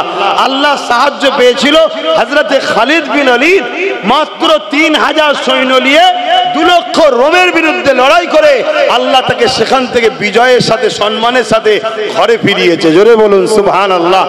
ভাবতে পাচ্ছেন 3000 অপর দিকে 2 লাখ। এটা গল্প নয়, এটা বাস্তব। আমরা তো সবসময় ম্যান দেখি, আমরা নিজেরাই বলি আমরা কি করব, আমরা গুটি কত লোক, আমাদের কি হবে, আমাদের হাতে পুলিশ নেই, আমাদের হাতে এই নেই, আমাদের হাতে অস্ত্র নেই, আমাদের হাতে পয়সা নেই, বলি না? বলি না? এসব ইমানের দুর্বলের লক্ষণ এগুলো। ইমানদার কখনো পয়সা দেখে না, ইমানদার কখনো পুলিশ প্রশাসন দেখে না। ইমানদার দেখে আমি নায়ের ওপরে আছি, আল্লাহ আমার সাথে আছে, চলো, আর কোনো কথা না, ব্যাস এটা দেখে। শুনছেন? পয়সা থাকলেই যদি কামিয়াবি হতো, বড় বড় সেলিব্রিটি যাদেরকে দুনিয়ায় বলে, খেলোয়াড় জগতে যাও, সিনেমা জগতে যাও, যে কোনো জগতে যাও, যাদের দুনিয়া বড় বড় সেলিব্রিটি বলে, তাদের একটা ছেলে দেখাতে পারবে তাদের মতো উপযুক্ত হতে পেরেছে? তাহলে পয়সা সমাধান নয়, সমাধান হলো তোমার আল্লাহর উপরে অগাধ ভরসা রাখতে হবে, ঈমান রাখতে হবে। অন্য কোন ধর্মের জাতি সে কিসের উপরে ভরসা করছো, তোমাকে আমাকে ডিপেন্ড করলে হবে না। তো ভাইরা আমার, সর্বক্ষেত্রে রাসূলকে মডেল বানাতে হবে, তবেই কামিয়াবি, তবেই কামিয়াবি। হযরতে বেলাল হুজুরের উপরে কি অত্যাচার হয়েছে, কিন্তু তিনাকে আল্লাহ রাসূলের থেকে সরাতে পারেনি। আজ আমরা মুসলমান, সামান্য পয়সাতে আমরা বিক্রি হয়ে যাচ্ছি। মাফ করবেন, ব্যক্তিগত কাউকে আঘাত দিচ্ছি না। আমাদের সমাজের আলেম ওলামা, মুফতি, ইমাম থেকে শুরু করে আজকে আমরা জালিম হুকুমতের কাছে বিক্রি হয়ে গেছি। এত বড় একটা গণতন্ত্র বিরোধী, সংবিধান বিরোধী কথা বললো যে বাংলায় আন্দোলন নয়, দিল্লি চলে যাও। কোন আলেম ওলামা, ইমাম তার বিরুদ্ধে ওই জায়গায় দাঁড়িয়ে কথা বলতে পারলো না। পেরেছে? কেন পারেনি? কোথায় দুর্বল হচ্ছি বুঝতে পারছেন? এই জন্যই তো আমরা শেষ। আর এগুলো বলতে ইচ্ছা করে শুধুমাত্র টেস্ট করার জন্যে, আমার গোলাম কত হয়েছে, আমার গোলাম কতটা হয়েছে। এদেরকে যে আগে গণহত্যা করব, তো গণহত্যার আগে একবার টেস্ট করতে হবে তো নাকি? হ্যাঁ, আমি বলে যাচ্ছি আপনাদেরকে, গণহত্যার প্ল্যান হচ্ছে, ওপেন বলে যাচ্ছি। আপনারা ঘুমান ঘুমান, কিন্তু আপনারা তো মরবেন মরবেন। আপনাদের ঘরে এই বাচ্চা কোনো জন্ম হওয়াটা আপনাদের কারণে এরাও মরবে। যেমন গত পরশুদিন দেখছিলাম 4 বছরে একটা বাচ্চা মেয়েকে 40 বছরের লোক রেপ করেছে। তার প্রচার প্রসার কোন মিডিয়াতে দেখতে পাচ্ছেন? কেন দেখতে পান না? 4 বছরের বাচ্চাটা হলো মুসলিম, আর যে রেপ করেছে সে অমুসলিম, তাই প্রচার হয়নি। অর্থাৎ তাদের ধারণা এটা ঠিক করেছে, অসুবিধে কিছু নেই, মুসলিম মেয়ে তো। তার মানে কি ইসলামকে কতটা ঘৃণা করে দেখুন, এরা কতটা জাহিলিয়াতের দিকে চলে গেছে যে একটা 4 বছরের বাচ্চা মেয়ের মধ্যে ও ধর্ম দেখছে। যেমন 7 বছরের কাশ্মীরের আসিফা 13 দিন ধরে মন্দিরের মধ্যে রেপ হলো। যারা রেপ করলো পরবর্তীতে বিজেপির লোকেরা, কেন্দ্রের লোক যারা, তারা কি হচ্ছে, তাকে ফুলের মালা দিয়ে সংবর্ধনা দিচ্ছে। তার মানে কি তুই 7 বছরের মেয়েকে রেপ করেছিস, ঠিক করেছিস, কেন মুসলমান? আর তাদের পিছনে আমার কম ছুটে বেড়ায়, তাদেরকে আমার কম সাপোর্ট করে, তাদেরকে নিয়ে আমার কম মাথায় তুলে হই হই করে। তাহলে এ জাতি ধ্বংস হবে না তো হবে কারা বাপ? এদের মসজিদ ভাঙবে না তো কাদের ভাঙবে বাপ? আমার অজে কি অসুবিধা হচ্ছে? যদি অসুবিধে না হয় তাহলে এইভাবে আর থেকো না, এরকম হও, এক মুঠো হও। আর এক মুঠো হবে, নেতৃত্ব তার মানবে যে তোমাকে রসুলের সঙ্গে জুড়তে চাইবে। যে রসুলের সঙ্গে জুড়তে চাই না তার নেতৃত্ব তুমি মেনো না। এবং এটাও শুনে রেখে দাও, রসুল পাক সাল্লাল্লাহু আলাইহি ওয়াসাল্লাম বলেছেন তোমরা কুরাইশের নেতৃত্ব মানবে। কার? কুরাইশের। এটাও শুনে রাখো। দাড়িওয়ালা টুপিওয়ালার অভাব নেই বাপ, মুফতি মৌলানার অভাব নেই, বক্তার অভাব নেই, কিন্তু মনে রাখবেন এজিদের দিকে 13,000 মুফতি মৌলানা আলেম ছিল। মাথায় ঢুকছে? এজিদের দিকে ছিল, আর ইমাম পাক মাত্র 72 জন ছিল। বেশি হওয়া মানেই যে হক হবে এমনটা নয়, হকের মাপকাঠি বেশি নয়, হকের মাপকাঠি দাড়ি টুপি, জুব্বা টুপি, দাড়ি হয় এগুলো নয়, এগুলো পরের সিমটম। প্রথম সিমটম হলো কি, ওর দিলে হুজুরের মহব্বত আদব আছে কি দেখ। শুনছেন তো? যদি হুজুরের মহব্বত আদব থাকে তার পিছনে শক্ত হয়ে দাঁড়াও। কেউ যদি তোমাকে সাহায্য না করে, সাহায্য করবে জিনার সাহায্য ছাড়া আমরা জিততে পারি না, কখনো কামিয়াবি হতে পারি না। আমরা তো নিজেরাই বলি আল্লাহর রহমত ছাড়া কামিয়াবি নাই, বলি না? বলি না? তা আল্লাহর রহমতটা কি? সূরা আম্বিয়ার মধ্যে আল্লাহ বলছেন ওয়ামা আরসালনাকা ইল্লা রাহমাতাল লিল আলামিন, আমার রহমত মুহাম্মদ সাল্লাল্লাহু আলাইহি ওয়াসাল্লাম। জোরে বলুন সুবহানাল্লাহ। তামাম আলমের জন্য যিনাকে রহমত করে পাঠিয়েছে। তাহলে রসুল ছাড়া বিজয় আছে? তাই তো বিজয় নেই আমাদের, তাই তো মার খাচ্ছি। আমাদের যুব সমাজের দিলে নবী কই? আমাদের যুবকরা জানে ওদের লিডারটা কে? ওরা সামান্য একটু কারো ক্ষমতা দেখলে তার পিছনে ছোটে, যে ক্ষমতার সঙ্গে একটু গা ভিসিয়ে চলতে হয়। তো ক্ষমতার সঙ্গে যদি গা ভেসিয়ে চলতে হয় তো মোহাম্মদ রসুলের ক্ষমতা জানো? মোহাম্মদ রসুলের ক্ষমতা কি? মোহাম্মদ রসুলের ইশারায় চাঁদটাও দুটুকরো হয়েছে, জোরে বলুন সুবহানাল্লাহ। মোহাম্মদ রসুলের ক্ষমতা কি? মোহাম্মদ রসুলের ইশারাতে সূর্য পর্যন্ত দুপারা ফিরে এসেছে। আপনি বলবেন সেদিন ছিল এখনো নেই, না বন্ধু, মোহাম্মদ রসুলের ক্ষমতাটা কি শোনো। তার একটা জুতোর পায়ে, তিনার জুতোর পায়ে ধুলোরও উপযুক্ত আব্বাস সিদ্দিকী নয়, কিন্তু মোহাম্মদ রসুলের পক্ষে থাকার জন্য যখন ব্রিগেডে উঠছিল, যে ইতিহাস লোক দেখেছিল, আজ পর্যন্ত ইতিহাস ব্রিগেডের কখনো কেউ দেখেনি। এটা মোহাম্মদ রসুলের ক্ষমতা, জোরে বলুন সুবহানাল্লাহ, আরো জোরে বলুন সুবহানাল্লাহ।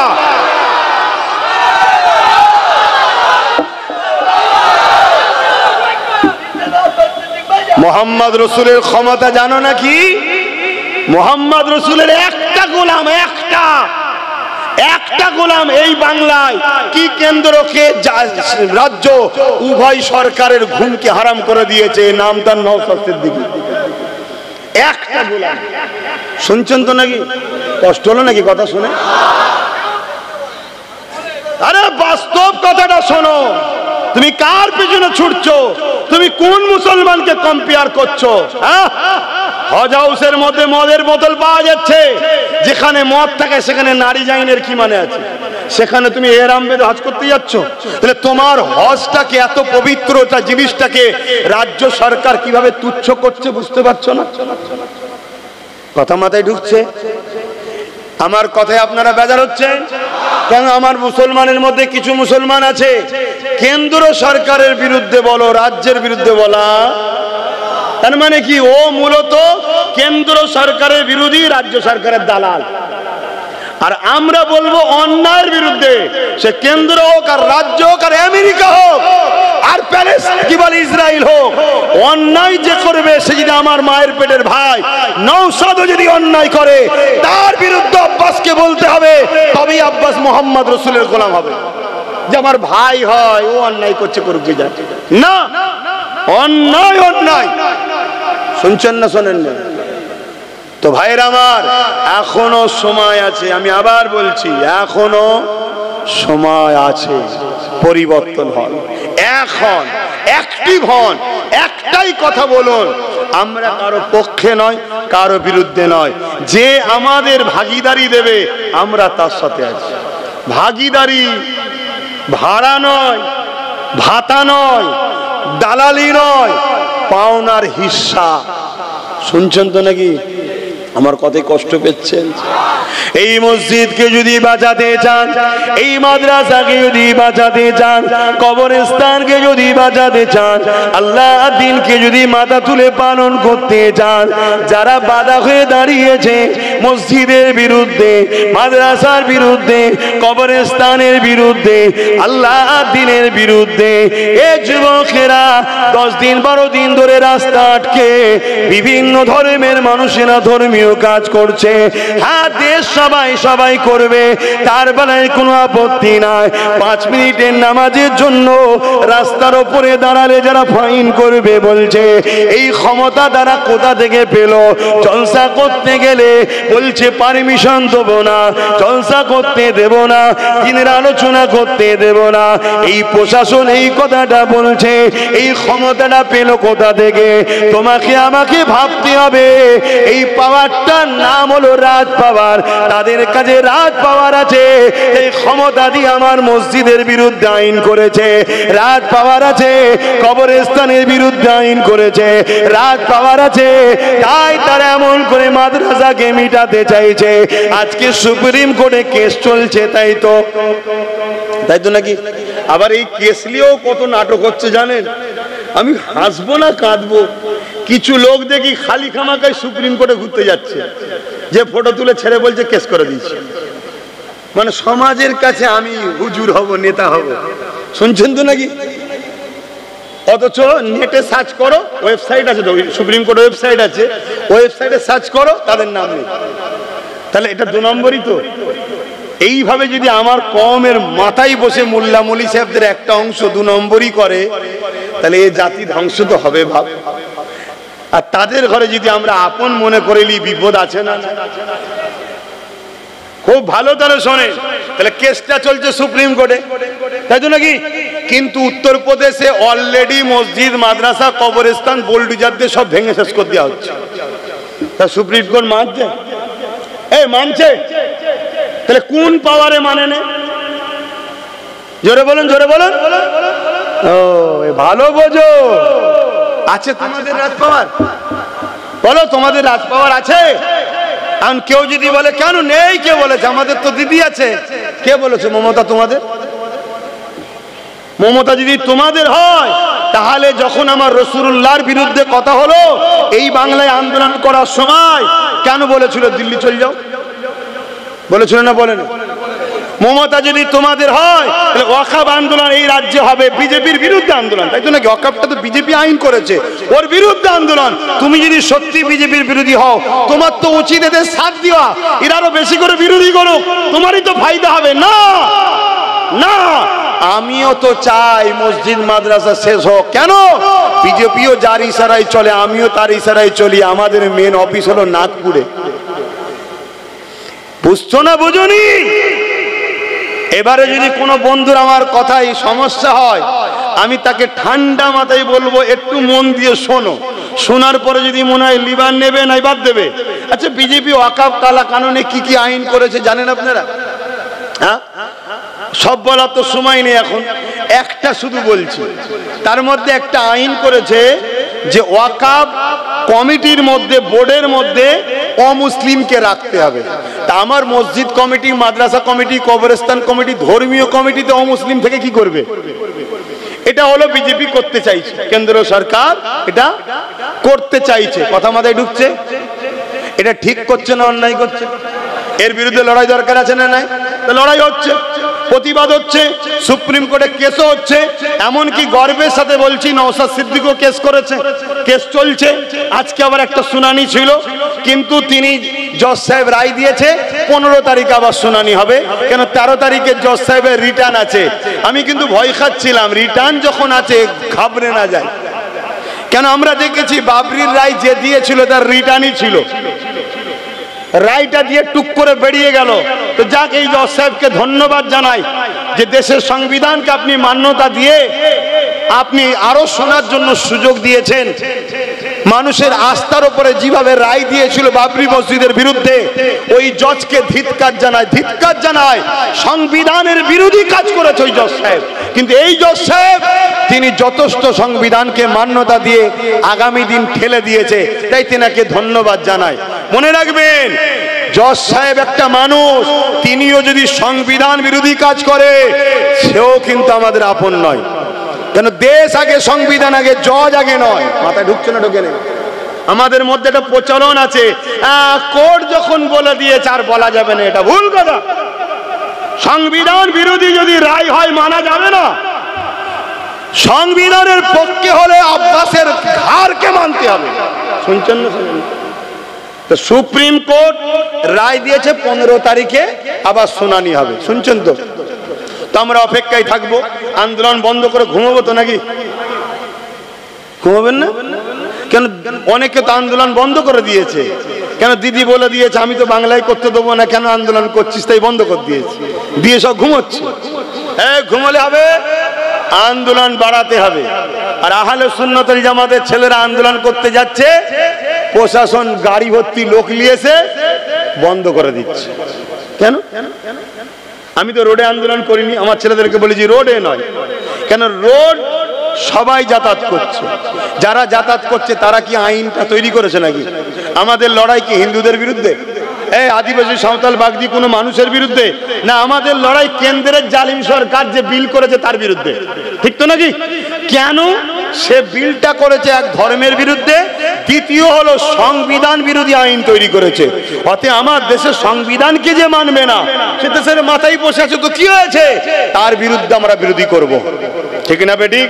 কেন? দেশ আছে, সংবিধান আগে, দেশের প্রধানমন্ত্রী আগে নয়। প্রধানমন্ত্রী কত এসছে, মরে গেছে, কত চলে গেছে, এ বেটা আছে, কাল চলে যাবে, অন্য কেউ বসবে। কিন্তু দেশ, ভারতবর্ষ চলবে ডক্টর বাবা সাহেব আম্বেদকরের লিখে যাওয়া সংবিধান। এই দুটোর বাইরে সে প্রধানমন্ত্রী হোক আর সিএম হোক, জেলার সাহেবই হোক, অন্যায় করলে তার বিরুদ্ধে কথা বলতে হবে। এর নাম হলো ভারতীয়, এর নাম হলো দেশপ্রেমী। বলবেন না? বলবেন না? তাহলে কি আইন করতে চাইছে? অমুসলিমকে ঢুকাতে হবে। মন দিয়ে শোনেন। আচ্ছা বলুন তো ভাই, মুসলমানদের ওয়াকফ সম্পদ আছে, হিন্দু ভাইদের কি কোনো ধর্মীয় সম্পদ নাই? হ্যাঁ আছে, দেবত্ব সম্পদ। এটা হিন্দু ভাইদের বোঝানো দরকার আছে না নাই? আপনাদের ঘরেই বুঝাতে হবে যে ভাই এটা শুধু আমাদের ব্যাপার নয়, এটা সবার ব্যাপার। কেন? আপনারা জানেন 2023-এ আদিবাসীদের জল জঙ্গলের সম্পদকে কেন্দ্র সরকার কিনে নিয়েছে। 2025-এ আমাদের সম্পদের বিরুদ্ধে আইন তৈরি করেছে। তা 2000 এর পরে দেবত্ব সম্পদের উপরে হাত দেবেন, এর কি মানে আছে? অতএব আসুন আমরা সবাই এক হয়ে আন্দোলন করি। এটা সর্বধর্মের মানুষকে বুঝাতে হবে এবং এই আইনটা সংবিধানের বিরুদ্ধে। কেন? আইনে আছে যে ধর্মের মানুষ সে ধর্মের সম্পদের কমিটির রক্ষণাবেক্ষণ তারা হবে, এটা হচ্ছে আইন। তাই হিন্দু ভাইদের দেবত্ব সম্পত্তির যে কমিটি আছে তার মধ্যে লেখা আছে ও হিন্দু থাকতে পারবে না। ভুল লিখেছে না ঠিক লিখেছে? ঠিকই লিখেছে। তার ধর্মের ব্যাপারে মুসলমান ঢুকে কি করবে? সেখানে সেখানে মন্দিরের ব্যাপার রয়েছে, তার ধর্মীয় কালচারের ব্যাপার রয়েছে, আমরা কি বুঝি? তা তার ধর্মীয় জিনিস সে থাকবে, তাহলে তাদের কমিটিতে লেখা আছে ও হিন্দু থাকতে পারবে না, শুধু হিন্দু যে হবে সে থাকবে। ঠিক তেমন খ্রিস্টানদের সম্পদ আছে, খ্রিস্টানদেরও লেখা আছে খ্রিস্টান ছাড়া অন্য ধর্মের লোক থাকতে পারবে না। প্রত্যেকের এরকম সিস্টেম আছে। ঠিক তেমনই মুসলমানদেরও লেখা আছে মুসলমান ছাড়া অমুসলিম ওয়াকফ বোর্ডে ঢুকতে, জোরে বলুন, পারবে না। এই আইনটাকে বাদ দিয়ে, সংবিধানের এই ধারাটাকে বাদ দিয়ে জোর করে গায়ের জোর সংখ্যাগরিষ্ঠতা দেখিয়ে বিজেপি আইন তৈরি করছে কি ওর মধ্যে অমুসলিম ঢুকবে ওয়াকফের মধ্যে, বাকি সব ধর্মের যা আছে থাকবে, শুধু মুসলমানদেরটাই ঢুকবে। কথা বুঝছেন তো নাকি? এটা অন্যায় করছে না করেনি? একটু সারা দেবেন তাড়াতাড়ি। অন্যায় করছে, তাহলে এই অন্যায়ের বিরুদ্ধে কেস চলছে। সুপ্রিম কোর্টের জজ সাহেব যথাযথ প্রশ্ন করেছে কি, তোমরা আজকে ওয়াকফে অমুসলিম ঢুকাচ্ছ, তাহলে অন্য সম্পদে মুসলমান ঢুকাবে তো? সুপ্রিম কোর্ট জিজ্ঞেস করেছে। চড় খেয়েছে আইনের, চড় খেয়েছে কেন্দ্র সরকার, আইনের চড় খেয়ে মুখ ভুতা করে পালিয়ে গেছে। কথা বুঝে আসছে তো? সেই জায়গাতে এটা অন্যায়, এর জন্য আন্দোলন আরো অনেক ভয়ানক ভয়ানক করেছে। কিন্তু আমি আপনাদেরকে একটা তথ্য দেবো আজকে, বলবো না? থাকবে? কষ্ট হবে না তো কারো? তাহলে কেন্দ্র সরকার অমুসলিমকে ঢুকাবার জন্য আইন করেছে, সুপ্রিম কোর্ট সেটাকে রুখে দিয়েছে। এখনো কি ঢুকাতে পেরেছে? জোরে বলেন। পারেনি। কিন্তু পশ্চিমবাংলা সরকার 2024-এ পশ্চিমবাংলা ওয়াকফ বোর্ডে দুটো অমুসলিমকে ঢুকিয়ে দিয়েছে। তাহলে কে এক কাঠি বাড়া? আমরা নবী ছেড়ে কত ঠকছি, বুঝতে পেরেছো? এই জায়গায় নবীর কি কথা আছে বা শুনতে হবে। নবী বলছেন প্রকাশ্য দুশ্মনের কাছে আমার উম্মত হারবে না, আমার উম্মত প্রকাশ্য দুশ্মনের কাছে বিজয় লাভ করবে। জোরে বলুন সুবহানাল্লাহ। আমার ভয় হয় আমার উম্মতকে বন্ধু সেজে পিছন থেকে ছুরি মারবে ধোঁকাবাজ মুনাফিকরা, আমার উম্মতকে শেষ করবে। তার প্রমাণ দেখুন, প্রকাশ্য দুশ্মনী করতে গেছে, কেস চলছে, বিশাল লড়াই পুরো দেশ জুড়ে চলছে। আর দেখুন ঘুমটা দিয়ে চুপি চুপি ঢুকিয়ে দিচ্ছে দুজনকে। শুনছেন তো নাকি? কষ্ট হলো, মনে কষ্ট হলো। যদি তোমার কাছে মসজিদ মাদ্রাসা আগে হয় তাহলে আব্বাস সিদ্দিকীর কথা কষ্ট হবে না। কারণ আমার ওয়াকফ বোর্ডে কেন মুসলিমকে রাজ্য সরকার ঢুকালো, এর কৈফিয়ত নেওয়ার দরকার আছে না নাই? তো এত আন্দোলন হচ্ছে ওয়াকফ বাঁচাও, ওয়াকফ বাঁচাও, কখনো কারো মুখ থেকে শুনেছো যে এই দুজনকে কেন ঢোকানো হলো? জবাব দাও। তাহলে এরা আন্দোলন করছে এর পক্ষে ওর বিরুদ্ধে, এরা মোটেও আল্লাহর জন্য আন্দোলন করেনি, এরা এর দালালি করছে, ওর বিরোধী করছে। কেন এর দালালি করছে? এ ওয়াকফ থেকে কিছু কিছু দেয়, তুইও খা আমি খাই, তুই খা আমি খাই, গরিব যেন না পায়। অ্যাকচুয়ালি ওয়াকফটা তো গরিবদের। শুনছেন না? শোনেন না? এই যে আপনাদের পাশে পীর আব্বাস আলী গোরাচাঁদ হুজুরের মাজার হাড়ুয়ায় 900 বিঘে জায়গা, তার মধ্যে মাত্র আছে 3.25 বিঘে, 3 বিঘেও নয়, আমি রাউন্ড ফিগারে 3 বিঘেই ধরছি। তাহলে 900 থেকে 3 বিঘে থাকলে বাকি কত বিঘে হারিয়েছে? 900 বিঘে থেকে চাচা 9 বিঘে নয় আব্বা, 900 বিঘে থেকে 3 বিঘে আছে 897 বিঘে। এই পশ্চিম বাংলা সরকারের নেতা মন্ত্রী আমলা চামলারা সব ঝেড়ে খাচ্ছে। তাহলে এরা কি ওয়াকফের বিরুদ্ধে? এই ওয়াকফ কালাকানুনের বিরুদ্ধে এরা মনে হচ্ছে? মাথায় ঢুকছে না ঢোকে নে? আব্বাস সিদ্দিকীর জলসা কেন রুকা হয় বুঝতে পারছেন? হ্যাঁ, আমার জলসা রুকা হয় এই কারণে যে এ তো শুধু কেন্দ্রের বিরুদ্ধে বলবে না, এ তো আমার দুর্নীতিটাও বলবে। অতএব ওকে রোকো, ওকে আসতে দিও না, ওকে আটকাও, ও জলসা করতে দিও না। কিন্তু আমি জানি যদি একটা দরজা কেউ বন্ধ করে, আমি জিনার হয়ে কথা বলছি, তিনি 1000টা দরজা খুলতে পারে। জোরে বলুন সুবহানাল্লাহ। তিনি কে? জোরে বলুন কে? অনেক জালিম অনেক জায়গায় আমাকে জলসায় ঢুকতে দেয়নি, শুনছেন তো? এখন সেসব জালিম জেলের খাঁচার মধ্যে আছে, এখন সেখানে সব দাওয়াত করছে। আমি ঘুরে এসি, কেন শয়তান তখন জেলে আছে, এই সুযোগে ঘুরে এসি। আরো কোন জায়গায় কেউ যদি আমায় রোকে, আল্লাহকে বলবো তাদেরকেও তুমি খাঁচাই ভরে দাও, একটু যাওয়ার শখ যেচ্ছে যাই। কি আমি তো আল্লাহকে বলবো, তা আল্লাহ যখন সময় হবে আমাকে ওই এলাকায় নিয়ে যাবার, আল্লাহ ঠিক জালিমকে খাঁচাই ভরে দেবে, আর না একেবারে কাফন পরিয়ে দেবে, যা চলে যা, একেবারে চলে যা। কথা শুনছেন না শোনেন নে? কিন্তু আল্লাহ যদি হুকুম না থাকে আমি যেতে পারবো? খোদার বিনা হুকুম ছাড়া গাছের পাতা লড়ে? জোরে বলুন। তা খোদার বিনা হুকুম ছাড়া যদি গাছের পাতা না লড়ে, তাহলে মিশরে ফেরাউনকে রাজা বানিয়েছিল কে? নমরুদকে রাজা বানিয়েছিল কে? সাদ্দাতকে, আবু জেহেলকে, উদবাকে, সাইবাকে কে বানিয়েছে? আবু জেহেলকে ক্ষমতা দিল আল্লাহ, আর সেই আবু জেহেল কষ্ট দিচ্ছে নবী আল্লাহর বন্ধুকে। কথা মাথায় ঢুকছে? কি ব্যাপার? রহস্য কি? রহস্যটা কি? আমার আল্লাহ বলছে তোদের প্রেম আর আমার প্রেম আলাদা। আমি যাকে যত ভালোবাসি, দুনিয়া তার জন্য তত কঠিন পরীক্ষা নিই। জোরে বলুন সুবহানাল্লাহ। এটা আমার প্রেমিকদের সাথে আমি ব্যবহার করি। আর আমার প্রেমিক যারা, এত কষ্টের মধ্যেও জান্নাতে শান্তিতে তারা থাকে। তোরা দেখিস কষ্টে, তারা থাকে আনন্দে। জোরে বলুন সুবহানাল্লাহ। নাই বলুন তো ভাই, আজকে আমার দুশ্মন বাড়ছে না বাড়ে না? কত জায়গায় বিরোধী, কত বাধা, কত সমস্যায় পড়ছি না পড়িনি? কিন্তু আমি যা আরামে আনন্দে আছি, এটা আপনাকে ভাষায় বুঝাতে পারবো না। এই হক কথা বলা, নাই কথা বললে যে কি তৃপ্তি পাওয়া যায়, কি শান্তি পাওয়া যায়, একটা কেউ কখনো বলেনি আমাকে ভাড়াটিয়া দালাল। শুনছেন তো নাকি? খুব মন দিয়ে শুনবেন বাপ, কথাগুলো বুঝবেন। তাহলে আল্লাহর পক্ষে থাকবেন তো, নবীর পক্ষে থাকবেন তো, তাহলে কষ্ট তো হবে, পরীক্ষা তো নেবে। কিন্তু মুনাফিক যদি হও, দুনিয়াতেও কষ্ট, আখিরাতেও কষ্ট।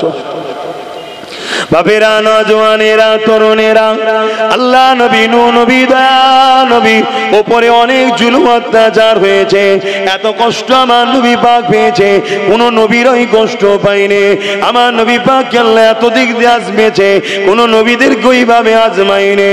এ যুবকেরা, আল্লাহ যাকে যত বেশি ভালোবাসে, দুনিয়া জমিনে আল্লাহ তাকে তত বেশি আজমায় এবং দুনিয়াকে দেখিয়ে দেয় আমার বন্ধুকে যদি আমি এত পরীক্ষা নি, তাহলে তোদেরকে পরীক্ষা নেব তো বটে, কিন্তু তোদের পরীক্ষা হালকা নিচ্ছি, এই হালকা পরীক্ষায় তোরা বিগড়ে যাচ্ছিস।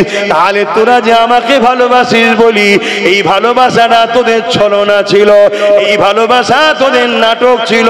ভালোবাসা যদি সত্য হয়, তাহলে তোদের তো দিলে শাহাদাতের তামান্না দরকার। আল্লাহর ঘরের জন্যে, মসজিদ মাদ্রাসার জন্যে, কবরস্থান, ঈদগাহ খানকার জন্য আমি জীবন দিয়া পছন্দ করব, এই অন্যায় কানুনকে মেনে নিতে পারবো না। আমি জীবন দিয়া পছন্দ করব, পুলিশের থানার জুলুমকে ভয় করব না। আমি জীবন দিয়া পছন্দ করব, কারো নিষেধকে আমি মানব না, কেননা এটা আমার অধিকার। যেমন দেশ দিয়েছে তেমন পাশাপাশি এটা আমার ইমানি দায়িত্ব। আমার মসজিদের জন্য আমাকে কথা বলতে হবে, আমার মাদ্রাসার জন্য আমাকে কথা বলতে হবে, আমার কবরস্থান আমার ঈদগাহর জন্য কথা বলতে হবে। শুধু কথা নয়, এই জায়গাকে আবাদও আমাকে করতে হবে, এই জায়গাতে যুবকদেরকে ভিড় করতে হবে, এই জায়গাতে তোমাদেরকে আসতে হবে। কোরআনের মাহফিলগুলোকে আরো বেশি বেশি করে করতে হবে। শুধু করলে হবে না, ওই মাহফিলকে আবাদ করতে হবে। কিন্তু আজকে কোরআনের মাহফিলের নামে, জলসা দিবার নামে মেলা হচ্ছে, ওই মেলাতে লাগত দুন্না আসছে, ওই মেলাতে নানা রকম দোকান বসছে, এবং সেই দোকানকে কেন্দ্র করে তোমার আমার বেটিগুলো, তোমার আমার ঘরের মা বোনগুলো রাস্তায় ভিড় করতে লেগেছে, লাইটিং দেখছে। আর দূর থেকে কিছু চরিত্রহীন ছেলে এই সুযোগে এসে তোমার আমার বোনের দিকে নানা রকম নজরে তাকাচ্ছে, ইফটিজিং করছে, নোংরা কথা বলছে। এ জলসা কমিটি আল্লাহর কাছে কিয়ামতের দিন তো ধরা পড়বেই পড়বে। দুনিয়ার জমিনেও আল্লাহ তোমাকে জিল্লাত দেবে, তোমাকে জালিম হুকুমত দিয়ে শাস্তি দেবে। তাই সব জিনিসই করো, কিন্তু নবী পাক যেভাবে করতে বলেছে, যদি নবীর তরিকায় করতে না পারো, নিজে থেকে যদি বন্ধ করে দাও, কমসে কম নিজে গুনাহগার হবে, কিন্তু ইসলামের দুশমনটা হবে না। কিন্তু ইসলামের নামে চাঁদ রাত উপলক্ষ করে মেলা দেবে, ফাংশন দেবে, চাঁদ রাত উপলক্ষ করে খেলা দেবে, আর ওই খেলাতে, ওই মেলাতে বেঈমান কাফের অত্যাচারী নেতারা আসবে, ফেতে কাটবে, ছেলে মেয়ে একসাথে ঘুরবে। কি উপলক্ষ করে হচ্ছে? ঈদ উপলক্ষ করে। আমার নবী ঈদ উপলক্ষ করে এই সব তো দিয়ে যায়নি। তাহলে মুসলমান, তুমি ধর্মের মধ্যে এখনো কোথা থেকে ঢুকালে? এই গাদ্দারি করার জন্য, ধর্মের সঙ্গে বিট্টিরে, ধর্মের সঙ্গে ধোঁকাবাজি, ধর্মের সঙ্গে ক্ষতি করার জন্য আল্লাহ যেমন ফিরাউনকে বসিয়েছে, আল্লাহ যেমন নমরুদকে বসিয়েছে, আল্লাহ যেমন আবু জেহেলকে বসিয়েছে, সেই আল্লাহ মুনাফিকদের করে শায়েস্তা করবে বলে আমার দেশে মোদিকে বসিয়ে দিয়েছে। শুনছেন তো নাকি? আমার ওয়াজ একটু উল্টো হচ্ছে নাকি? কি গো ইমাম সাহেব ভাইয়েরা, ওয়াজ উল্টো হচ্ছে? আবার ইমামরা তো হ্যাঁও বলতে পারবে না। কেউ যদি ওইখান থেকে দেখে লাই, কালকে এসে বলবো তেল হয়েছে না। তাহলে কত বড় মুনাফিক মুসলমান, ও কত বড় গাদ্দার যে ইমামের উপরে কথা বলে, ও হারামখোর, কত বড় হারামখোর যে ইমামের উপরে কথা বলে। তুই যত বড়ই লাট সাহেব হোস না কেন, আমার খোদার ঘরের যে কর্মচারী, ইমামের উপরে কথা বলার ক্ষমতা আমার দেশের প্রধানমন্ত্রীর নাই। হতে পারে দেশের প্রধানমন্ত্রী, কিন্তু ইমাম হলো আমার খোদার ঘরের দায়িত্বে আছে, এর ক্ষমতা আরো বেশি, এর সম্মান বেশি আমাদের কাছে, ঠিক না বেটি? কিন্তু কোন মুসলমান সেজে ইমামকে দিয়ে চোখ দেখায়, ইমামের উপর জুলুম করে। ইমাম অত সুদ করে, সুদের রজ করতে হবে না, অত লোন টোনের রজ করতে হবে না, অত মদের রজ করতে হবে না। এই মসজিদ ইমাম করে রজ? কথা বলছে না তো, কেন করে না? আরে কিছু কিছু জায়গায় হয়, যাদের কলজে আছে, অনেক ইমামের কলজে একটা, অনেক ইমামের আবার 10-12টা কলজে আছে, তুমি দেখতে পারোনি। তবে মানুষের তো কলজে একটাই হয়, একটাই হয়, সাইজটা বড় রে বাবা। দেখেছেন না অনেক গরুর কলজে কানা হয়? আর দেখেছেন না, দেখেন না? আর অনেকগুলো টাটকা একদম ভালো থাকে, কানাটাকে ফেলে দিতে হয়, ভালোটাকে খুন শরীরে তৈরি হয়। খান তো নাকি মাঝে মাঝে? কিছু বাদ দিয়ে দেবে, গরু তো বাদ দেবে না। মুসলমানের মাথায় যেন ঢুকেছে গোশ খেলে ইমান পাকা হয়।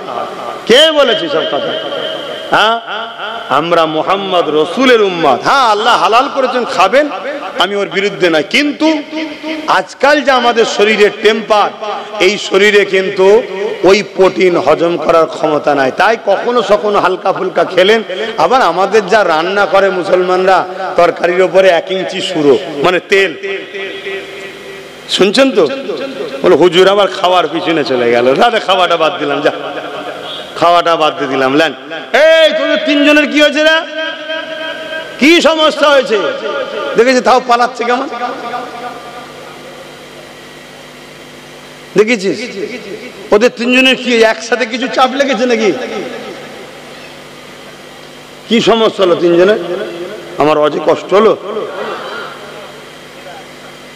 তাহলে একসাথে তিনজন মিলে কোথায় যাচ্ছে? না বুদ্ধির গোড়ায় ধোঁ দিতে যাচ্ছে? আবার একদল আছে তো তওবা তওবা তওবা তওবা, এই মুখে তুমি আগুন দাও, যে মুখে তুমি আল্লাহকে ডাকো, নবীকে ডাকো। খবরদার এসব কাজ করবে না। হারাম জিনিস, মুবা জিনিস, অপছন্দনীয় জিনিস খাবে না, হালাল জিনিস খাও। কত কি আল্লাহ খাদ্য করেছে হালাল, হারামের থেকে হালাল খাদ্য দ্বিগুণ বেশি আল্লাহ করেছে। জোরে বলুন সুবহানাল্লাহ। কিন্তু আমরা হালাল ছেড়ে দিয়ে হারামের পিছনে ছুটছি। হাই রে হাই রে, আমাদেরকে কিভাবে ধ্বংস করা হচ্ছে। তো কোন কথা বলতে গিয়ে চলে গেলাম? হ্যাঁ, কোন কথা বলছিলাম গো? বলবেন শুনছেন তো নাকি? খাবার কথাটা শেষ হয়েছে। খাবার কথা এলাম কেন? খিদে লেগেছে তাই। বাপেরা নওজোয়ানেরা আবার বলে যায়, আল্লাহ পাক জালিম হুকুমাতকে বসাই দুই কারণে। এক হলো মুমিনদের ঈমানের পরীক্ষার জন্য, আর মুনাফিকদেরকে তাদের পাওনা বুঝিয়ে দিবার জন্য।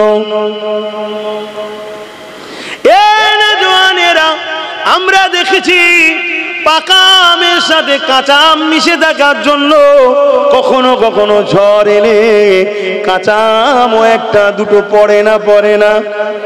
আল্লাহ নবী জানিয়ে দিলেন, দুই শ্রেণীর লোক মার খাবে। এক শ্রেণীর মানুষ হলো অন্যায় করার জন্য মার খাবে, আর এক শ্রেণীর লোক মার খাবে কারা? যারা অন্যায় করেনি কিন্তু অন্যায়ের বিরোধী করেনি, তার জন্য শাস্তি হবে। তাই হযরত লূত আলাইহিস সালামকে আল্লাহ বলেছিলেন, ও হযরত নবী লূত আলাইহিস সালাম, আমি আল্লাহ ৮০,০০০ লোককে মারবো, তার মধ্যে থেকে ৪০,০০০ ভালো, ৪০,০০০ খারাপ। একটা মহামারী দিয়ে আল্লাহ পাক মারবে ৮০,০০০ লোক, তার মধ্যে ৪০,০০০ ভালো, ৪০,০০০ খারাপ। হযরত নবী লূত আলাইহিস সালাম আল্লাহ পাককে বললেন, আল্লাহ অন্যায় করেছে শাস্তি পাবে, ভালো লোকগুলোকে কেন আপনি মারবেন? আমার আল্লাহ পাক জানিয়ে দিলেন, ও হযরত নবী লূত, ভালো লোকগুলো খারাপ লোকের বিরোধী করে না, উপরন্তু তাদের সঙ্গে মেশে কেন? শুনছেন? তাহলে মার আমরা কেন খাচ্ছি? হয়তো অবশ্যই ইনশাআল্লাহ আমরা ঈমানদার, বলুন না ইনশাআল্লাহ, সন্দেহ নাই। তারপরেও মার খাচ্ছি কেন? আমরা খারাপ লোকের হয় অন্যায় দেখে চুপ থাকি, আর নাই খারাপ লোকের সঙ্গে মিশি। শুনছেন তো নাকি? কেন আমি প্রথমেই বলেছি, অন্যায়কে রুকার নাম ইসলাম, নাইকে প্রতিষ্ঠিত করার নাম ইসলাম। শুধু নাই প্রতিষ্ঠিত করার নাম ইসলাম নয়, অন্যায় খতম করে নাই প্রতিষ্ঠিত করার নাম ইসলাম। প্রত্যেকটা মুসলমান গ্রামে ন্যায়ও যেমন আছে, অন্যায় আছে না নাই? তাহলে ইসলাম আছে কোথায়? বলুন, কমপ্লিট ইসলাম আছে কোথায়? প্রত্যেকটা মুসলিম গ্রামে এতিমের মাল ছেড়ে খাওয়া হয়, বিধবার উপরে জুলুম হয়, গরিবকে আত্মসাৎ করা হয়, অসহায়ের উপর অত্যাচার করা হয়। প্রত্যেকটা মুসলিম গ্রামের মধ্যে আল্লাহর সৃষ্টির উপরে জুলুম হচ্ছে না হয়নি? এই জুলুমকে মিটাবার নাম ইসলাম। আমাদের মধ্যে আছে কই? তাই আজকে আমরা নিজেরা ভালো হলো জুলুম যদি নাও করি, তাও মার খেতে হবে আমাদেরকে। কেন? আমরা জালিমের সঙ্গে মিশি। শুনছেন তো নাকি? হ্যাঁ, বড় জালিমের সঙ্গে না মিশলো ছোট জালিমের সঙ্গে তো মিশি। আমরা মিশি না? অলরেডি মাদ্রাসায় প্রতি বছরে মাদ্রাসার শিক্ষার পরীক্ষাতে ফুরফুরা দরবার দাদা হুজুরের মাদ্রাসায় হয় ফার্স্ট নাই সেকেন্ড, এই দুটোর মধ্যে একটা না একটা ছেলে ওখান থেকে বেরোতো, তাই তো নাকি গো? বলুন না। এই বছরে একটাও নেই। কারণ কি? কারণ শুনুন, আজ থেকে আমি চিল্লাচ্ছি না, আমি আজ থেকে চিল্লাইনি, আমি অনেকদিন ধরে চিল্লাচ্ছি। সমস্যা তো ওপর দিকে থুতু ফেললে গায়ে পড়ে যাবে। ঘর মে আগ লাগি হ্যায় ঘর কি চড়ক সে, ঘরেও দুশ্মন তো। হ্যাঁ, আজ থেকে চিল্লাচ্ছি। আমি কবে থেকে বলছি, টাইটেল মাদ্রাসায় 14টা শিক্ষক নেই। কটা? 14টা শিক্ষক নেই। একটা প্রতিষ্ঠানে যদি 14টা শিক্ষক না থাকে, ওই প্রতিষ্ঠানে ছাত্র মানুষ হবে? পড়াশোনা হবে? তা পড়াশোনা যখন হবে না, রেজাল্ট তো খারাপই হবে। তাহলে দাদা হুজুরের যে পূর্ব ভারতে দাদা হুজুরের যে একটা নাম অবদান আছে, সেই অবদানকে মিটাবারও একটা ষড়যন্ত্র রাজ্য সরকার চালাচ্ছে। এই কথা শুনছেন না শোনেন? কিন্তু এটা তো আমার কম বুঝবে না। আমার কম বুঝবে কি? আরে আব্বাস সিদ্দিকী হুজুর মানুষ এসব কথা বলবে কেন? আরে হুজুর রেখে দাও। আমার নবী পাক সাল্লাল্লাহু আলাইহি সাল্লাম 11টা বছর ধরে জালিম অত্যাচারী শাসকদের বিরুদ্ধে লড়াই করেছে, তারপরে মেয়েরাজ থেকে নামাজ এনেছে। আসো, নবীর দিন মানি, নবীর দিন মানি, নবীর দিন মানি। সব ডুপ্লিকেট ইসলামের উপরে ঘুরে বেড়াচ্ছে, অরিজিনাল ছেড়ে দিয়ে বসে আছে। এখনো সময় আছে। অন্যায়ের প্রতিরোধ করো, ন্যায়কে প্রতিষ্ঠিত করো, তাহলে দেখবে আল্লাহর পক্ষ থেকে তোমার উপরে সাহায্য আসবে। এবারে অন্যায়কে মিটাতে গিয়ে যেমন বদরের ময়দানে 313 জনের মধ্যে 13 জন শহীদ হয়েছে, তো অন্যায়কে মিটাতে গিয়ে জীবন লাগবে। আমার দেশে যেমন ব্রিটিশ অন্যায় করছিল, তাকে তাড়াতে গিয়ে 60, 70, 80 হাজার শুধু উলামাদের জীবন চলে গেছে। গেছে না, যায় না? অন্যায়কে মিটাতে গেলে জীবন যাবে, তাতে যার আল্লাহ নসিবে রাখবে তার জীবন যাবে। কিন্তু তা বলে অন্যায়ের সঙ্গে আপোষ করার নাম, জোরে বলুন, ইসলাম নয়। বাপেরা আসুন, আবার ফিরে আসুন, আল্লাহকে ভয় করে তৃতীয় কাউকে ভয় করবেন না। দুনিয়ার লোভ লালসায় পড়ে যাবেন না। আল্লাহ পাক রিজেকের মালিক। সংসারে যদি অভাব হয়, আল্লাহ পাকের কাছে চান। মনে রাখবেন, জালিম শাসকদেরই লক্ষণ হলো একটা, মানুষগুলোকে, প্রজাগুলোকে গরিব বানানো। কেন গরিব বানালে গোলাম বানানো সহজ হবে। এ যুবকেরা, তরুণীরা, বাপেরা, এ আমাদেরকে কর্ম না দিয়ে ভাতা দেবে, ভিক্ষা দেবে, এটা আজকে নতুন নয়, যুগে যুগে ছিল। এই মনে রাখবেন, ইসলামের একটা আইন হলো নামাজ পড়া, যেটা ফরজে আইন। আমি বললে আপনি মাপ, তা নয়, সবাইকে পড়তে হবে। ঠিক সমান ইসলামের আইন হলো মা বোনেদেরকে পর্দা করা। এই প্রতিটা মা বোনকে পর্দা করার জন্য বলে যাচ্ছি, আপনাদের ঘরও বলতে হবে। বিশেষ করে বাপ জানেদের বলে যায়, আপনি নামাজ পড়ে, রোজা রেখেছে, আপনি হজ করেছেন, যাকাত দিয়েছে, কিয়ামতের দিন আল্লাহ আপনাকে উঠাবে। নামাজের বেলায় রাইট চিহ্ন, রোজার বেলায় রাইট চিহ্ন, হজের বেলায় কামিয়াবি, সব জায়গাতে আপনি নিখুঁত ভাবে বেরিয়ে গেলেন। এবারে কি জান্নাত চলে যাবে? আল্লাহ বলবে না, যাওয়া হবে না। এবারে বলো, তোমার স্ত্রী পর্দা করেছিল কিনা? ওই জায়গায় যদি আপনি বলে, আল্লাহ এটা ওকে জিজ্ঞাসা করেন, আমার আল্লাহ বলবে না না না না, ওর অভিভাবক গার্জেন তুমি ছিলে, তুমি কেন কৈফিয়ত দেবে না? তোমার স্ত্রী পর্দা করেছিল কি বলো? যদি স্ত্রী পর্দা করে থাকে, স্ত্রী শরিয়াত চলে থাকে, এই জায়গাতেও ধরুন পাস করে গেলে, আল্লাহ এবারে যায়, আল্লাহ বলবে না না না, বলো তোমার কন্যা সন্তান পর্দা করেছিল কিনা, সে দিন অনুযায়ী ছিল কিনা, তার বিষয়ে তুমি জানাও। এ যুবকেরা, আমাদের সমাজে একটা কথা আছে, পুরুষদের থেকে নারীরা নাকি বাপকে বেশি ভালোবাসে। এই কথাটা অস্বীকার করা যাবে না, অতি সত্য কথা। কন্যা সন্তানরা বাপকে বেশি ভালোবাসে, কিন্তু মনে রাখবেন, আজকের দিনেতে বাপেরা যদি জাহান্নামে যায়, 100-র মধ্যে 99টা বাপ কন্যার জন্য জাহান্নামে যাবে।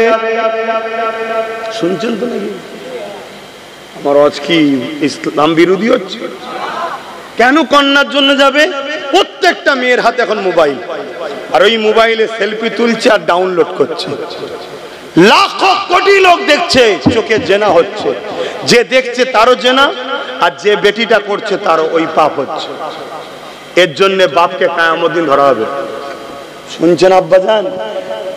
ও হুজুর, তুমি যা ওয়াজ করছে, সমাধান কি করে হবে? কে বলেছে হবে না? যদি আপনি ছোটবেলা থেকে তারবিয়াত দিতেন, তোর মডেল হলো খাতুনে জান্নাত, এলে জীবনী লে পড়, তাহলে আপনার বেটিটা খাতুনে জান্নাতের সাথেই জান্নাতে থাকতো। আপনি ছোটবেলা থেকে তারবিয়াত দিয়েছেন কি? হ্যাঁ বলে, কি শিখিয়েছেন? এখন বড় হয়ে মানুষ করতে গেলে আর হয়? ইট যখন পেকে যায়, তাকে তো আর ভাই ব্যান্ড করা যায় না, কাটতে হয়। এখন যখনই আপনি কিছু বলছেন ও ফোঁস তুলছেন, ফোঁস তুলছে অমনি। কিন্তু আমার কাছে স্পষ্ট হিসাব, আমার ওয়াজ শুনলে আমার মা বোনরা রেখে যাবে না তো? কেন? ওরা খুব ভালোবাসে আমার, তো ভালোবাসে বলেই তো বুঝাতে চাইছি যে জাহান্নামে যাসনি মা বোনের, একসাথে জান্নাতেই যাবো নাকি? এই জন্য তো বুঝাচ্ছি। ভালোবাসার নাম কি? জাহান্নামে ঢেলে দেওয়া? ভালোবাসার নাম তোকে জান্নাতে নিয়ে যাওয়া, তাই তো নাকি? তো তুমি আমার মা হও, তুমি আমার বোন হও, তোমাকে সৃষ্টি করেছে যে, তিনার বিধান তোমার উপরে চলবে না অন্য কারো? বলো, তোমার উপরে জোরটা কার? একজনেরই, যে বের বানিয়েছে তোমায়। আমার উপরে কার জোর চলবে? আপনাদের? কেন চলবে না? আপনারা আমাকে বানান না, তো আপনাদের জোর চলবে কি করে? আমার উপরে জোর চলবে একমাত্র আমার স্রষ্টা, যিনি আমায় বানিয়েছে। তিনার হুকুম বাপ মাকে মানতে হবে, তাই আমি বাপ মাকে মানতে হবে। এটাও তিনারই জোর, তিনারই হুকুম। কথা মাথায় ঢুকছে? ঠিক তেমনি একটা কন্যাকে বিবাহ দেওয়া পর্যন্ত বাপের দায়িত্ব, বিবাহের পরে দায়িত্ব সম্পূর্ণ স্বামীর। স্বামী যদি মনে করো তুমি তোমার স্ত্রীকে অমুকের মেয়ে তো জুলুম করে পাঠিয়ে দেবো, না না না না না, মনে রেখে দিও তোমাকেও মরতে হবে, কিয়ামতের দিন আল্লাহ তোমাকেও ধরবে। এখন থেকে ওই নারীটার সম্পূর্ণ দায়িত্ব তোমার, সেই দিন পর্যন্ত, যতদিন পর্যন্ত ওই নারীটা একটা পুত্র উপযুক্ত সন্তান গার্জেন হিসাবে, বডি গার্ড হিসাবে না দাঁড়াতে পারবে, ততদিন স্বামীর দায়িত্ব। যেই হয়ে গেল ওবার দায়িত্ব হয়ে গেল তার বড় ছেলের। শুনছেন তো নাকি? তাহলে নারীকে কত সম্মান দিয়েছে। প্রথম সমস্ত কিছু, থাকা খাওয়া সবকিছু দায়িত্ব বাপের, তারপরে স্বামীর, অর্থাৎ তার গার্ড, তার সবকিছু, তার থাকা খাওয়া, টেনশন, ওষুধ, জামা কাপড় সব কোথায় পাবি তুই, খেটে লিয়াই। শুনছেন তো নাকি? নারী নিশ্চিন্তা। কিন্তু সেই নারী হাত তুললে একদিন দোয়া কবুল হচ্ছিল। পুরুষদের দোয়া যদিও কবুল না হয়, কেন আমরা হাটে বাজারে এদিক সেদিক বসছি, বন্ধুকে খুশি করতে গিয়ে এক কাপ চা খেয়ে নিচ্ছি, এর বাড়ি খেয়ে ফেলছি, ওর বাড়ি খেয়ে ফেলছি। শুনছেন তো নাকি? আমার কথায় কি বেজার হচ্ছেন? সব কথা খুলে বলা যায়। হযরতে মুসা আলাইহিস সালাম একদিন তুর পাহাড়ে যাচ্ছে, এটা আবার বলে দিই, না হয় ইখতিলাফ হবে। তুর পাহাড়ে যাচ্ছে, তো তুর পাহাড়ে যখন যাচ্ছে দেখছে পাহাড়ের ধারে একটা লোক বসে প্রচুর কাঁদছে, প্রচুর কাঁদছে। মুসা নবী তার কাছে এসে সালাম দিয়ে বলছে, ভাই এত কাঁদছো কেন, কি হয়েছে? বলছে, আমি অনেক দিন ধরে, অনেক বছর ধরে কাঁদছি, আল্লাহ আমার দোয়া কবুল করছে না। তা আপনি তো আল্লাহর বন্ধু, আপনি আল্লাহর কালিম, আল্লাহর সঙ্গে কথা বলেছেন, আপনি যখন যাচ্ছেন আল্লাহকে বলেন না আমার দোয়া যেন কবুল হয়ে যায়। মুসা নবী গিয়ে আল্লাহকে বলছে, আল্লাহ আমি তো আমার জন্য এসেছি চাইবো, আগে ওই যে নিচে ওই যে কাঁদছে ওর দোয়াটাকে কবুল করে নেন না। আল্লাহ বলছে, মুসা ওর দোয়া কখনোই কবুল হবে না। আল্লাহ কেন? বলছে ও হারাম খায়। শুনছেন না? শোনেন না? তা আমরা এত দোয়া করছি, কাবায় দাঁড়িয়ে দোয়া, মসজিদে দাঁড়িয়ে দোয়া, জলসাই দোয়া, আল্লাহ প্যালেস্তাইনকে সাহায্য করো, কবুল হচ্ছে না কেন? শুনছেন না? শোনেন না? কেউ জেনে হারাম খেচ্ছে, কেউ না জেনে খেয়ে ফেলছে। একটা বিস্কুট কিনে খাচ্ছি, তার মধ্যে হারাম ঢুকিয়ে রেখে দিয়েছে, প্ল্যান চলছে তো। শুনছেন না? শোনেন না? এই রিসেন্ট একটা ছবিতে দেখেন না, একটা মিষ্টি দোকানদার বলছে, আমি 17 বছর ধরে ছানাতে গরুর পিসাব দিচ্ছি যাতে করে মুসলমানরা খায় ওটা। শুনছেন না? শোনেন? তাহলে কি করবেন? এই জন্য তো নবী বলেছিল আখেরি জমানায় হাতের তালুতে ঈমান রাখার থেকেও, আগুন রাখার থেকে ঈমান বাঁচানো কষ্ট। নবী কেন বলেছে? তারপরে এখানে বলবো, যদি কেউ অজানায় অসতর্কে কোন জিনিস খেয়ে ফেলে, আল্লাহর কাছে, এই জন্য দৈনিক আমার নবী তওবা করা শিখিয়েছে, তওবা করতে হয়। আল্লাহ কিন্তু তওবা করলে মাফ করে দেবেন। জোরে বলুন সুবহানাল্লাহ। তো যাই হোক, আমি যে কথা বলতে যাচ্ছিলাম, তাহলে আমরা দুনিয়াদারিতে চলতে গিয়ে হাজারো চেষ্টা করে, যাকাত হাজারো চেষ্টা করে দেওয়ার পরও দেখা যাবে হয়তো অইচ্ছাকৃত কারো মাল রয়ে গেছে। শুনছেন না? শোনেন না? বা অনেক চেষ্টা করে কারো বাড়িতে হয়তো খাচ্ছি, সে খাবারটা হয়তো গন্ডগোল হয়ে আছে। এর জন্য শরীয়তের একটা মসলা আছে, আলেম উলামা বা সফরে যারা থাকে, সেই মসলা হলো কি, খাবার পরে দোয়া করে দেবেন, দোয়ার পারিশ্রমিক খাওয়াটা হয়ে গেল। কথা বুঝে আসছে? এটা উলামাদের জন্য বা যারা সফরে যায় সফরে যাচ্ছে, কোনো জায়গায় কাজে কারো বাড়িতে মেহমানদারি করতে হচ্ছে, এটা বিনিময় হয়ে যাবে। তো আমি যে কথা বলছিলাম সেটা হলো এটাই, কিন্তু আমার মা বোনগুলোর হাত কবুল হচ্ছিল কেন? মা বোনগুলো স্বামী যদি ভুল ইনকাম করেও খাওয়ায়, মা বোনেদেরকে আল্লাহ কিন্তু ধরবে না। কথা শুনছেন তো? কেন? ওদের অভিভাবক হলো স্বামী। বাপ যদি ভুল ইনকাম করে মেয়েকে খাওয়ায়, বা বাচ্চা যতদিন ছোট আছে পুরুষ, ওর জন্য ওই বাচ্চাকেও ধরবে না, ধরবে গার্জেনকে, কেন ও অভিভাবক। কিন্তু আজকে বড় প্ল্যান করে আমার মা বোনকে সামান্য 1000 টাকার ভিক্ষার নামে কিভাবে নামিয়ে দিল দেখলেন তো? হতে তো পারে এটা সুদের টাকা, এই হতে তো পারে মদ বিক্রির টাকা। এমনি তো পশ্চিমবাংলা মদ বিক্রি নম্বর 1 হয়ে গেছে, কি হতে তো পারে? মাফ করবেন একটা ভাষা বলছি, কিন্তু বুঝাতে গেলে তো বলতে হবে। হতে তো পারে এই টাকাটা ওই পতিতালয়ের মেয়েদের দেহ বিক্রি করা টাকা, যেখানে লাইসেন্স দিয়ে রেখেছে সরকার, জানেন তো নাকি? কথা বলছে না তো? আমার কি ভুল হয়ে গেল নাকি? আমি তো জানিনি বাপ, আর কিভাবে ওয়াজ করলে আপনারা খুশি হবেন। আমি তো আপনাদের খুশি করার জন্য এসিনি। আমি তো, যিনি আমাকে এখানে নিয়ে এসে বসিয়েছেন, কে? আমার মুখ দিয়ে কথা বার করছে কে? অনেক সুন্দর চেহারা আছে, কানও শুনতে পায় না, মুখও বলতে পারে না, আছে না নাই? মুখ থাকলেই যে কথা বলবে এমনটা ব্যাপার নয়, আর আজ বলছি কালকেও যে বলতে পারবে এমনটা ব্যাপার নেই, খুনিও বন্ধ করে দিতে পারে। তা যিনি আমার কথা চালাচ্ছেন, যিনি আমায় বলাচ্ছেন, তা আমাকে তো বলতে হবে তেনার জন্য, নাকি গো? এতে যদি আপনারা কেউ কষ্ট পান, আমার কিছু করার আছে? ওই একটু গাল দিয়ে নেবেন, একটু গাল দিয়ে রাগ মিটিয়ে নেবেন। সেদিন কলকাতায় একটা মিটিং হলো, দেখলেন না? ওয়াকফের বিরুদ্ধে, হ্যাঁ দেখেছেন? একটা মিটিং হলো, সেই মিটিংয়ে একজন দাড়িওয়ালা, এরকম দাড়ি, মাথায় টুপি দিয়ে আমার বাপ তুলে গাল দিচ্ছে, মা তুলে, দেখেছেন তো নাকি? হায় হায়, এরা আবার বলছে এক হতে হবে। হ্যাঁ এক হতে হবে, আমিও বলছি, কিন্তু মুনাফিকের সাথে নয়, মুমিনের সাথে। আর মুমিন চিনার নমুনা কি? প্রথমে বলেছি, বলো জোরে বলো। যার রসুলের দিকে আদব ও প্রেম আছে, সে যে কোনো সিলসিলা হতে পারে, দেওবন্দি হয়েছে, তাবলীগ হয়েছে, ফুরফুরাওয়ালা হয়েছে, বেরেলি, আরে কারো কোনো জায়গায় উস্তাদ আছে, পড়াশোনা করছে। যদি তোমার সঙ্গে আমার জুজিয়াত মসলার লড়াই থাকতে পারে, আমাদের সঙ্গে অনেক সিলসিলার জুজিয়াত মসলার লড়াই আছে। আজানটা মসজিদের বাইরে দেবে না ভেতরে দেবে, ফাতিহা খাবার সামনে নিয়ে করবে না হাড়িতে ওখানে থাকবে এখানে করবে, এরকম জুজিয়াত কিছু লড়াই আমাদের মধ্যে আছে। এই লড়াইটা বড় লড়াই নয়, কিন্তু আকীদার লড়াই হলো হুজুরকে নিয়ে। যাদের হুজুরের বেলায় আকীদা নেই, তাদের সঙ্গে মিশা হারাম, চলবে না, তারা মুসলমানই নয়। শুনছেন তো নাকি? জুজিয়াত মাসলা লড়াই হয়েছে, ও তুমি তোমার শায়েখকে মানগে যাও, তুমি তোমার আমিরকে মানগে যাও, তুমি তোমার পীরকে মানগে যাও, আমি জবানার মুজাদ্দেদকে মানি। কিন্তু মসজিদ এখন আমাদের সবার, মাদ্রাসা সবার। আসো আমরা সংগঠিত হই, একতা হওয়ার দরকার আছে না নাই? কিন্তু কাদের সাথে? যাদের আকীদা নবী মরে গেছে তার সাথে একতা হবে। যাদের আকীদা কিয়ামতের দিন নবীও ভ্যাল ভ্যাল করে চেয়ে থাকবে, তাদের সঙ্গে একতা হবেন। তাহলে আল্লাহ সাহায্য পাবেন? আল্লাহ তো মেরে ফেলবে আরো। হ্যাঁ একতা হব। হ্যাঁ জুজিয়াত মাসলা আমি দাঁড়িয়ে সালাম দিই, কেউ বসে দেয়, দাঁড়ানোটা কি ফরজ, ওয়াজিব, সুন্নতে মুআক্কাদা না? এটা প্রেমের ব্যাপার, আমার ভালো লাগে দিই, ওর ভালো লাগে না বসে দেয়।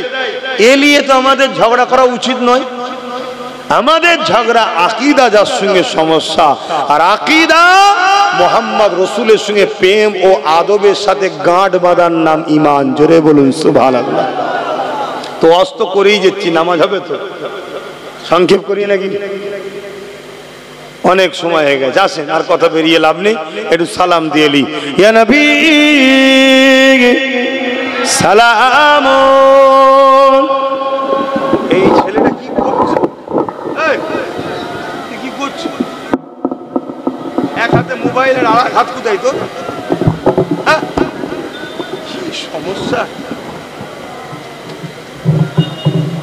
আল্লাহ বদমাশি করছো? আমার কথায় কেউ কষ্ট পাচ্ছেন না তো বাপ? আমি কি আমার স্বার্থে চিল্লাচ্ছি? আমি তো আমার আল্লাহ ও রসুলের জন্য চিল্লাচ্ছি, আপনাদেরকে বাঁচাবার চেষ্টা করছি। এবারে বাঁচবেন কি বাঁচবেন না ওটা আমার হাতে ক্ষমতা নেই, বাঁচাবার মালিক আল্লাহ। তবে আল্লাহ বলেছেন যে বাঁচতে চায় আমি তাকে বাঁচাবো। এখানে বাঁচা বলে দুনিয়ায় বেঁচে থাকার নাম বলছি না। আরে মরতে তো হবেই রে বাবা। চোর মরে না মরে না, ডাকাত মরে না মরে না, নেতা মন্ত্রী মরে না মরে না, হুজুর মরে না মরে না, মানে ইন্তেকালের কথা বলছি। তো মৃত্যু তো হবেই, কিন্তু মৃত্যুটা কিরকম হবে?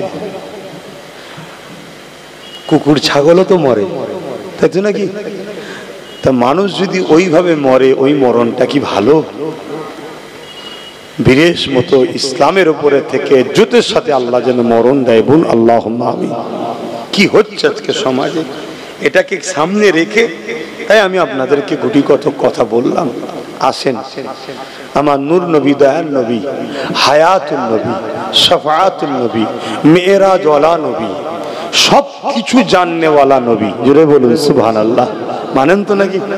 হ্যাঁ, কেউ বলবে রসুল লেখাপড়া জানে না, অক্ষর জ্ঞান জানে না, তার সাথে এক হব? সম্ভব নয় ভাই। আমি মরণকে পছন্দ করি, নবীর দুশ্মনের সঙ্গে বসে ভালো মন্দ খেতেও চাই না। শুনছেন তো? কেন? আমাদের সবকিছুর আগে নবী আমাদের কাছে আপন। আর এই ফায়সালাটা দিয়েছেন কে? স্বয়ং আল্লাহ। আল্লাহ কোরআনে বলছেন, কুল ইন কুনতুম তুহিব্বুনাল্লাহ ফাত্তাবিউনি ইহবিবকুমুল্লাহ ওয়া ইয়াগফিরু লাকুম যুনুবাকুম আল্লাহু গফুরুর রহিম। হাবিব, আপনি বলে দিন, যারা আল্লাহকে ভালোবাসে এরা যদি সত্যবাদী হয়, আগে যেন আপনার ইত্তেবা করে, আপনাকে অনুসরণ করে। কিন্তু ইত্তেবা অনুসরণ করতে গেলে তার উপরে মহব্বত থাকা দরকার, নাই মানা যায় না। ঠিক তো নাকি গো? তা ফাত্তাবিউনির মধ্যেই ভালোবাসা লুকিয়ে আছে। ভালোবেসে যেন আপনাকে মেনে নেয়, ভালোবেসে যেন আপনাকে অনুসরণ করে। আল্লাহকে যারা ভালোবাসতে চায়, ভালোবাসে বলে, তাদের কাজ হলো আগে নবীকে ভালোবেসে মেনে নিতে হবে, নবীকে ভালোবেসে ইত্তেবা করতে হবে। তাহলে কি হবে? ইহবিবকুমুল্লাহ, আল্লাহ বলছে আমি তাদেরকে ভালোবাসবো, জোরে বলুন সুবহানাল্লাহ। আর আমি যাদেরকে ভালোবাসবো, ওয়া ইয়াগফিরু লাকুম যুনুবাকুম আল্লাহু গফুরুর রহিম, আমি আল্লাহকে তারা বড় দয়ালু মেহেরবান পাবে, আমি তাদের জীবনের গুনাহ মাফ করে দেবো, জোরে বলুন সুবহানাল্লাহ। আল্লাহ পরীক্ষা নেবে আমাদের, কি গো নেবে না নেবে না? আমাদের পরীক্ষা নিলে কি আমরা অখুশি? জোরে বলুন। হযরত আব্বাজান ইব্রাহিম আলাইহিস সালামকে যখন চরকিতে তুলে দেওয়া হয়েছে, এবার ঘুরিয়ে আগুনে ফেলা হবে, কেন হাতে করে লিজে ফেলবে, এত আগুনের তাপ, আগুনের কাছে যেতে পারছে না লোক। এই বিশাল একটা গ্রাম নিয়ে যত বড় এলাকায়, এত বড় এলাকায় আগুন জ্বলছে, তার মধ্যে ফেলছে, এত বিশাল আগুন, তা কাছে যেতে পারছে না, তা চরকি করে ঘুরিয়ে ছুঁড়ে ফেলে দেবে আগুনে। কথা বুঝলেন? তো এইরকম একটা টাইম, চরকি ঘোরা শুরু হয়েছে, এরকম একটা টাইমে বলো, তোমাকে আমাকে যদি কেউ এসে বলে ভাই আমি কোনো হেল্প করব, তুমি আমি তো ভয়েতে কেঁদে ওই রাজাকেই হয়তো বলবো তুই যা বলবি তাই মেনে নেবো, ভাই আমার মারিস নি। হ্যাঁ, এটা ইমানের দুর্বল আমাদের। আর আমাদের আব্বাজান ইব্রাহিম সাল্লামের কাছে জিবরাইল এসে গেছে, এসে বলছে ইব্রাহিম আলাইহিস সালাম আপনি যদি বলেন তাহলে আমি আপনাকে কিছু উপকার করব, এদেরকে এক্ষুনি শেষ করে দেবো। ইব্রাহিম সাল্লাম বলছিলেন খবরদার এখান থেকে চলে যান, ডিস্টার্ব করবেন না। কেন? আল্লাহ ইব্রাহিমের প্রেমের পরীক্ষা নিচ্ছে, জোরে বলুন সুবহানাল্লাহ। আমাকে আগুনে ফেলছে নমরুদ, আল্লাহ কি দেখছে না? আল্লাহ দেখছে না, দেখেনি? তা আজকে আমাদের উপরে এই যে জুলুম হচ্ছে, মসজিদ মাদ্রাসা ধ্বংস করছে কেন্দ্র সরকার, এটা আল্লাহ জানে না? আল্লাহ দেখে না? এটা আমাদের জন্য পরীক্ষা। আর আমরা যে ভুলটা করেছি, এই ভুলের জন্য শাস্তি। কি ভুল? আমাদের ছেলেরা মসজিদে আসে না, এটা চরম একটা অন্যায় করেছি আমরা, এজন্য আজকে সুযোগ পেচ্ছে। ভালো ভালো জায়গা আছে আমাদের, যেসব জায়গা কোটি কোটি টাকা দাম, এই চুচুড়ার যে মসজিদ মাদ্রাসায় তালা মেরে দিয়েছিল, জানেন তো নাকি? ওই জায়গার দাম কত? কয়েক হাজার কোটি টাকা দাম, জানেন না? তালা মেরে দিয়েছিল রাজ্য সরকার। আর ওইখানেই পাশে আর একটা কবরস্থান আছে 52 বিঘে, যার 1 কাঠার দাম হয়তো 1-1.5-2 কোটি টাকা দাম আজকের দিনে। এইসব জায়গাগুলোকে নজরে পড়বে না। এমনি তো কেন্দ্রে যে সরকার আছে ও তো হাঙর, সব দেশকে খেয়ে ফেলছে। খাচ্ছে না খাই না? কথা বলেন। এয়ারপোর্ট বিক্রি করে দিয়েছে, রেল বিক্রি করে দিয়েছে, জানেন না? LIC কে বিক্রি করে দিয়েছে, সব তো বিক্রি করে দিচ্ছে। তো ও তো দেখছে মুসলমানদের এত ভালো ভালো জায়গা রয়েছে, সবাই দখল করে খাচ্ছে, ও মুসলমানরা কিছু বলেনি, তাহলে আমি খেলে সমস্যা কি আছে? আর ও খাই বেশি, ওই জন্য আইন তৈরি করে খেতে যাচ্ছে, একেবারে সব খেয়ে নেবো।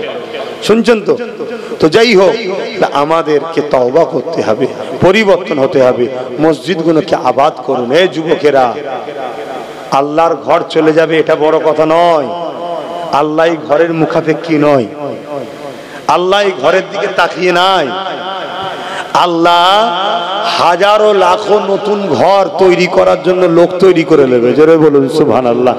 জানেন না, বাবরি মসজিদে যে প্রথম আঘাত দিয়েছিল, আল্লাহ তাকে মুসলমান বানিয়ে তার হাতে 100 মসজিদ বানিয়ে দিয়েছে। জানেন না? জানেন না? আপনারা জানেন ইউরোপ মহাদেশ, যেমন আমরা এশিয়া মহাদেশ, ইউরোপ দুনিয়া, ইউরোপ মহাদেশ, তাদের সমীক্ষা হচ্ছে আগামী 40-এর মধ্যে পুরো ইউরোপ হবে সংখ্যাগুরু ইসলাম। জোরে বলুন সুবহানাল্লাহ। তাহলে কাদের ছেলে মুসলমান হচ্ছে? তাদের বাপ দাদা কেউ মুসলমান নাই, সব দলে দলে দলে দলে ইমানের কলেমা পড়ে মোহাম্মদ রসুলের প্রেমিক হয়ে যাচ্ছে। তুমি জানো এই এত পিছনে লাগার পিছনে কারণ কি? হ্যাঁ, এই খবরটাও তুমি লাও, কি হচ্ছে এখানে শুনছো তো নাকি? একটা সমীক্ষায় দেখছিলাম, একটা মিডিয়াতে বাইট দিচ্ছিল, কোন এক বাবার কাছে বাইট লিখছে, কোন এক বাবার কাছে বাইট লিখছে। সে বাইটে 30,000 মুসলমান ইসলাম ত্যাগ করে অন্যদিকে চলে গেছে। কত? 30,000। এই রিসেন্ট একজন গেল না,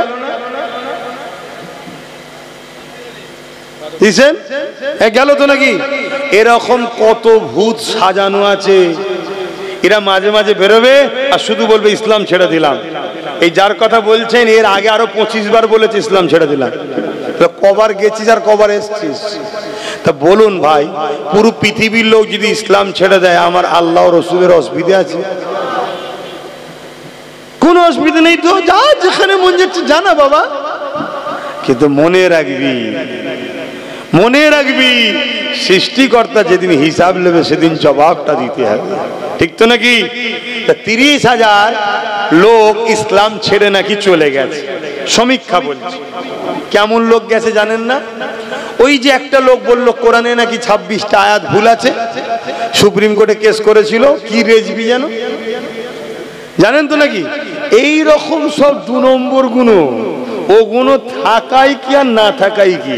যেমন আমার বাংলায় কয়েকটা জালিম গুন্ডা মুসলমান আছে না? কথা বলছে না তো? দুনিয়ার বেঈমান নেতার জন্য মুসলমানদের কেস দেয়, মুসলমানদের খুন করে, মুসলমানদের ঘর ভাঙে, মুসলমানদের উপর জুলুম করে। এই জানেন তো নাকি? অথচ মসজিদ মাদ্রাসার বেলায় তাদেরকে খুঁজে পাওয়া যায় না, আর তার বেঈমান নেতার বেলায় সে তখন সামনে আসে।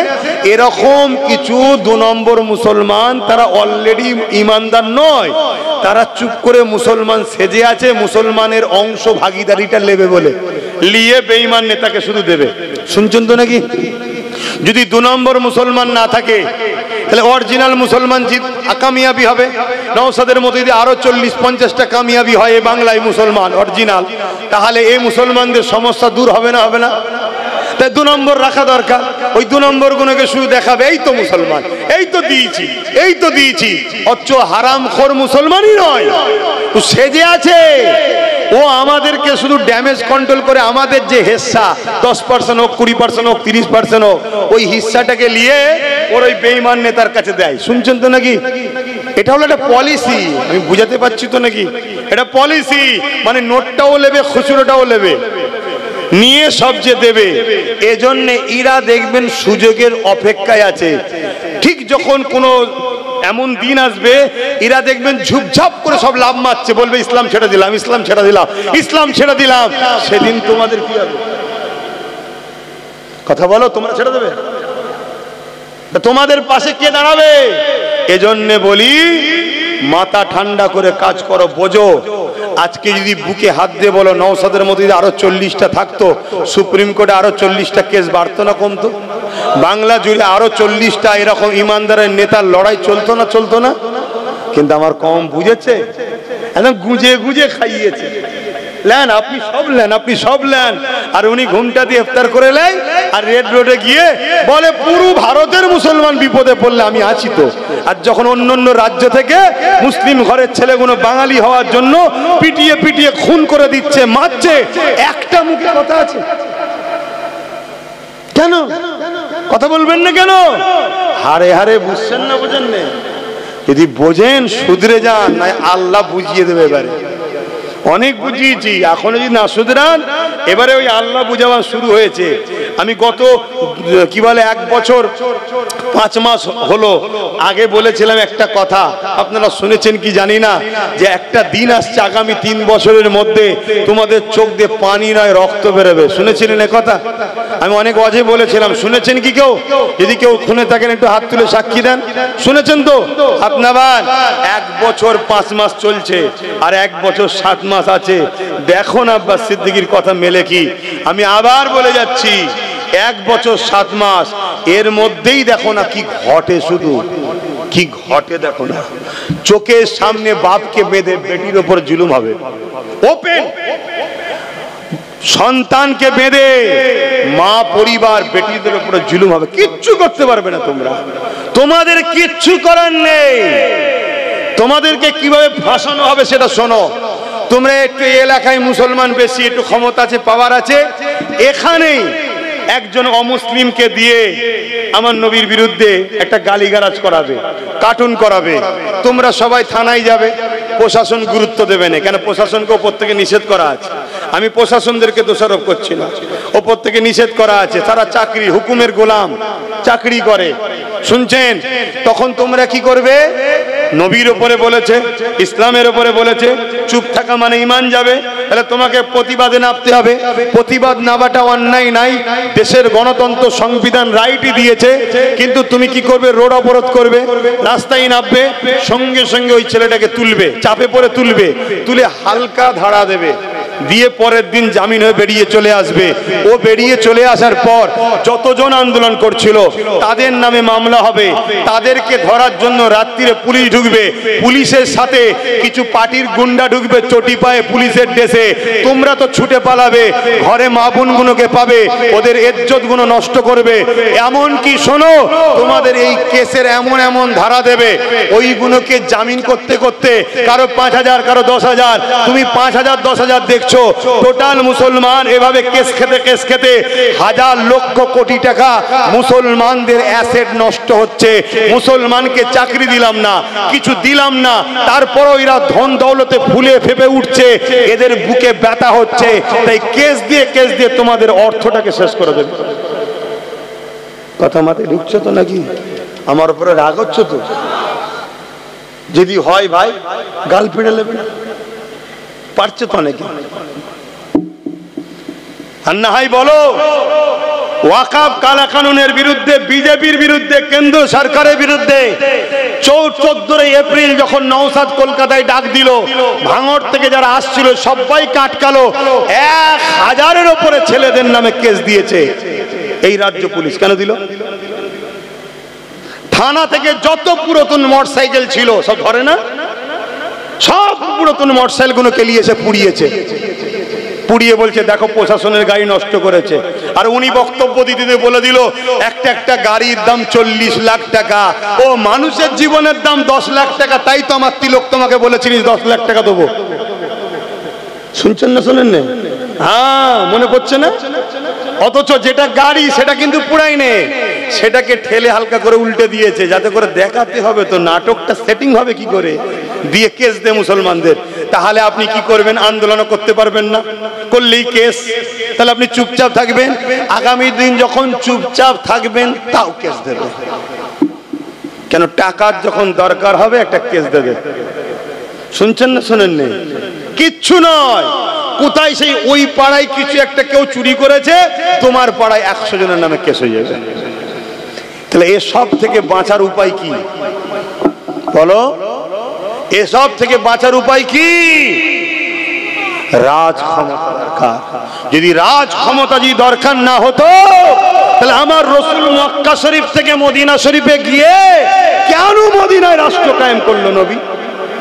নবী উম্মতকে তো শিক্ষা দিল যে রাষ্ট্রের ক্ষমতার প্রয়োজন আছে, তাই নবী রাজ ক্ষমতা তৈরি করলেন, 10 বছর রাষ্ট্র চালানো শিখালেন। তাই তোমাদেরকেও বলে যাচ্ছি, একজন পীর সাহেব, পীরজাদা, মাওলানা, ঘরের সন্তান যাই মনে করো, রাজ ক্ষমতা দরকার। ওর হাতে ক্ষমতা তো তোমার ছেলের কি লাভ? ওর হাতে ক্ষমতা তো তোমার কি লাভ? তোমার ক্ষমতা কই? শুনছেন না শোনেননি? তুমি যতই মনে করো ঘোমটা দিয়ে আসছে, ইফতার করছে, আমাদের না না না না, ইসলামের চরম দুশমন। যেমন কেন্দ্র সরকার ইসলামের চরম দুশমন, রাজ্যে যে সরকার বসে আছে ইসলামের চরম একটা দুশমন।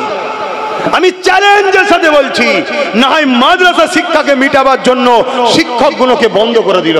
এবং শুনে রেখে দাও, মাদ্রাসা বোর্ডের 2024-এর সিলেবাসকে তোলো, সেখান থেকে দেখো কোরআনের অপশনটাই তুলে দিয়েছে, অর্থাৎ কোরআনকে বন্ধ করে দিয়েছে রাজ্য সরকার। কিন্তু আমার জাত বুঝবে, আমার কম বুঝবে। যদিও নিরীহ লোকগুলো বোঝে, আবার এই গভর্নমেন্ট একদল ভাড়াটিয়া হুজুর নামাবে, বক্তা নামাবে, মৌলী সাহেব নামাবে, তারা নেবে কি বলবে? বাবা ইদিক উদিক করতে যেও না, বিজেপি চলে আসবে। ভয় দেখাচ্ছে, ভয় দেখাচ্ছে। শুনছেন না শোনেননি? কিন্তু সরকারও বুঝতে পেরে গেছে মৌলী সাহেবদের কথার মুসলমানরা লিখছে না, তাই কি করছে জানেন? প্ল্যান মাফিক নিজের দল থেকেই পূর্ব মেদিনীপুরেরটাকে তাড়িয়ে দিয়েছে। তুই চলে যা, ওখানে গিয়ে দিন রাত মোল্লাদেরকে গাল দে, জিহাদি বল, মেরে তাড়িয়ে দেবো, এমন করে বুলডোজার চালাবো, এই করব। তুই ভয় দেখা মুসলমানকে, ভয় দেখাচ্ছে না, যাতে করে মুসলমান আমার কোলে থাকে। শুনছেন তো নাকি? আমি প্রথমেই বলেছিলাম, এই জন্য ভয় আল্লাহকে করতে হবে, অন্য কাউকে করলে হবে না। আচ্ছা বলেন তো ভাই, ফাইসাল্লাহ কার হাতে? আমার হাতে, আপনার হাতে না আল্লাহর হাতে? তাহলে আল্লাহর হাতে যখন ফাইসাল্লাহ, তাহলে আপনি হকটা ছেড়ে দিয়ে এক জালিমকে ভয় করে আরেক জালিমের কোলে উঠবেন? এটা কি ঈমান? এরপরও আমি আপনাকে বলে যাব, এরপরও আমি আপনাকে বলবো কি, আমি তো বলছি না যে ওকে পুরো তাড়িয়ে দে। আমি কি বলেছিলাম? আমি বলেছিলাম একটা পায়ালে, অর্থাৎ জব্দ করে রাখ। এই যে দেখছেন না বসেছিলাম, দেখুন 4টে পায়া, 3টে যদি রাজ্য সরকারের থাকতো আর একটা যদি আমাদের থাকতো, তাহলে এই গদিতে বসে আমরা যা বলবো না শুনলে পাটা খুলে নেবো। সরকার পড়ে যাবে না? যাবে না? কথা মাথায় ঢুকছে না? ঢোকে না? ধরুন আমাদের 50, 60, 70, 80টা রয়েছে, বাকিটা রয়েছে, টাচ আপ করলাম, সরকার তৈরি হলো, যা বলবো শুনবি, আর নাই 60-70টা বার করে নেবো। সরকার পড়বে না? পড়বে না? তাহলে নিজেদের হাতে পাওয়ারের দরকার আছে না? না। আমাদেরকে আল্লাহ যা ক্ষমতা দিয়েছে 110টা রাখতে পারি আমরা হাতে, কিন্তু বুঝবে? আর যদিও বোঝে, ওই আমাদের মুসলিম পাড়ায় 2-4টে করে গুন্ডা আছে, আছে না? নাই? এই গুন্ডা আছে, এই গুন্ডা কোনো কোটি কোটি টাকা পায়, গুন্ডাগিরি করে। শুনছেন তো নাকি? গুন্ডাও জব্দ হয়ে যাবে যদি আপনারা এক হতে পারেন। এক যদি হতে পারেন, একবার ঘিরবেন, খাবার খানা টানা করিয়ে ভালো মতো করে খাইয়ে দেবেন। শুনছেন তো নাকি? সব শয়তান ঠান্ডা হয়ে যাবে। আমার কথা বুঝছেন না? বোঝেন না? যদি আজ হাত গুটিয়ে বসে থাকেন যে কি করব, কালকে আরো ভয়ানক দিন আসছে, কালকে আরো ভয়ানক দিন আসছে। আমার তো ভয় হচ্ছে, একটা ভয় আমার দিলের মধ্যে বারবার কুড়ে কুড়ে খাচ্ছে। আমি তো কোনো জায়গায় বলিনি, বলবো আজকে। আমার তো ভয় হচ্ছে যে ইচ্ছা করে পশ্চিম বাংলায় দাঙ্গা লাগানো হচ্ছে যাতে করে রাষ্ট্রপতি শাসন হয়, আর রাষ্ট্রপতি শাসন হলেই তুমি যতই চেষ্টা করো ক্ষমতায় কিন্তু ওরা চলে আসবে।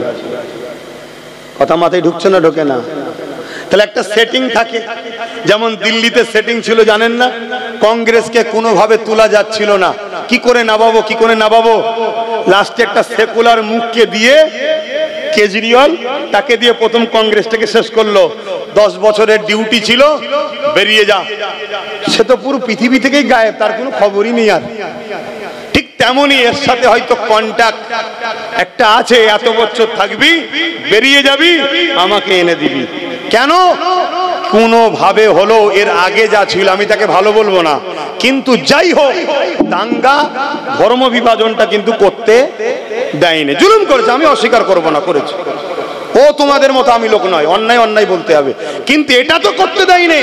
অতএব তাকে সরাতে গেলে পলিসি হিসাবে একটা ঘোমটাওয়ালা লিয়াই একে নিয়ে এসে বসিয়ে দিয়েছে। এবারে কন্টাক্ট হয়ে গেছে, যে কোনো ভাবে একটা অশান্তি লাগিয়ে রাষ্ট্রপতি শাসন করে দে, দিয়ে আমরা চলে আসি। তাহলে তখন কি হবে তোমার আমার? তাহলে আব্বাস সিদ্দিকী যে 21-এ বলেছিল, এখন বলুন আমি কি অন্যায় করেছিলাম?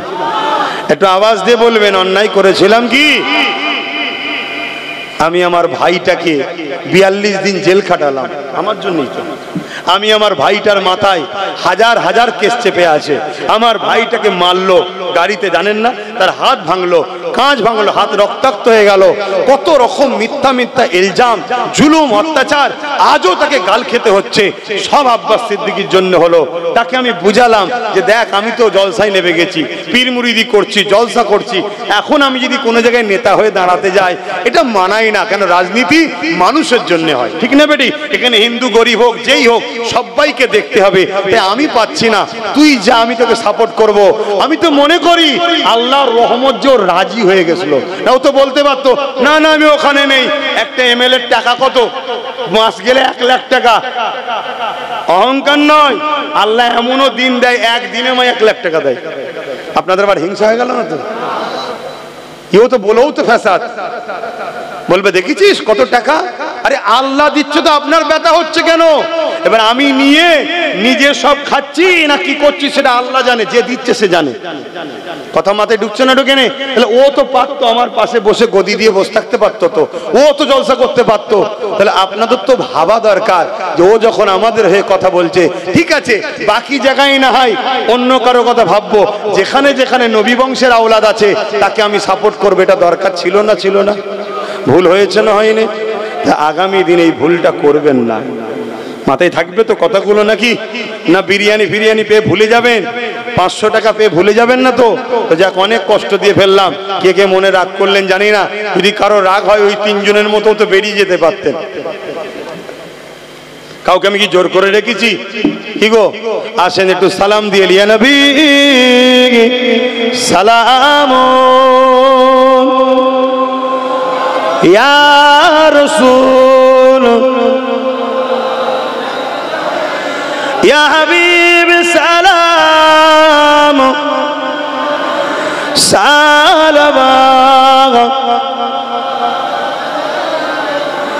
কঠিন হাসরের দিনে কি আছে মোদের কপালে, গুনাহগার উম্মাহ তো আপনার লইবেন সঙ্গে মাহশরে। নবী সালাম ইয়া রাসূল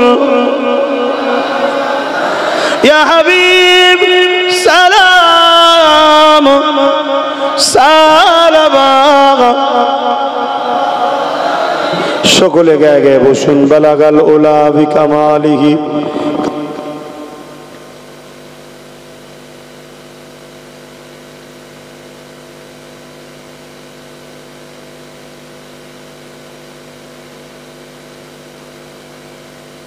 বিসমিল্লাহ শরীফের সঙ্গে 11 বার দরুদ শরীফ, 3 বার সূরা ফাতিহা, 10 বার সূরা ইখলাস শরীফ তেলাওয়াত করেন। এখনই দোয়া চাওয়া হবে। আর একটুখানি ছেলেরা যাচ্ছে, একটু ছেলেরা যাচ্ছে, আজান এখনো দেন।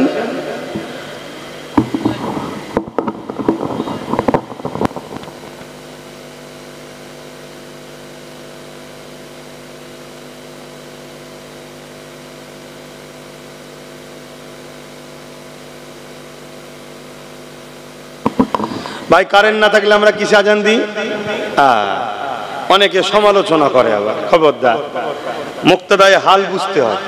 আপনারা তেলাওয়াত করুন, ছেলেরা যাচ্ছে, যার যা খুশি একটু মাহফিলে শরীক হবেন। রাগ করলেন নাকি? তাহলে একটু পকেটে হাত দেন, যার যা খুশি একটু দান করুন। মাহফিলটা তো আমার নয় রে বাবা, মাহফিলটা তো হুজুরের। আমাকে নিয়ে এসেছেন, আমি অন্যায়ের বিরুদ্ধে ন্যায়ের পক্ষে কথা বললাম। নিবার হয় নেবেন, না নিবার হয় না নেবেন। মনে রাখবেন আমি আল্লাহ নবী সাহাবাদিগকে বললেন, বাবারা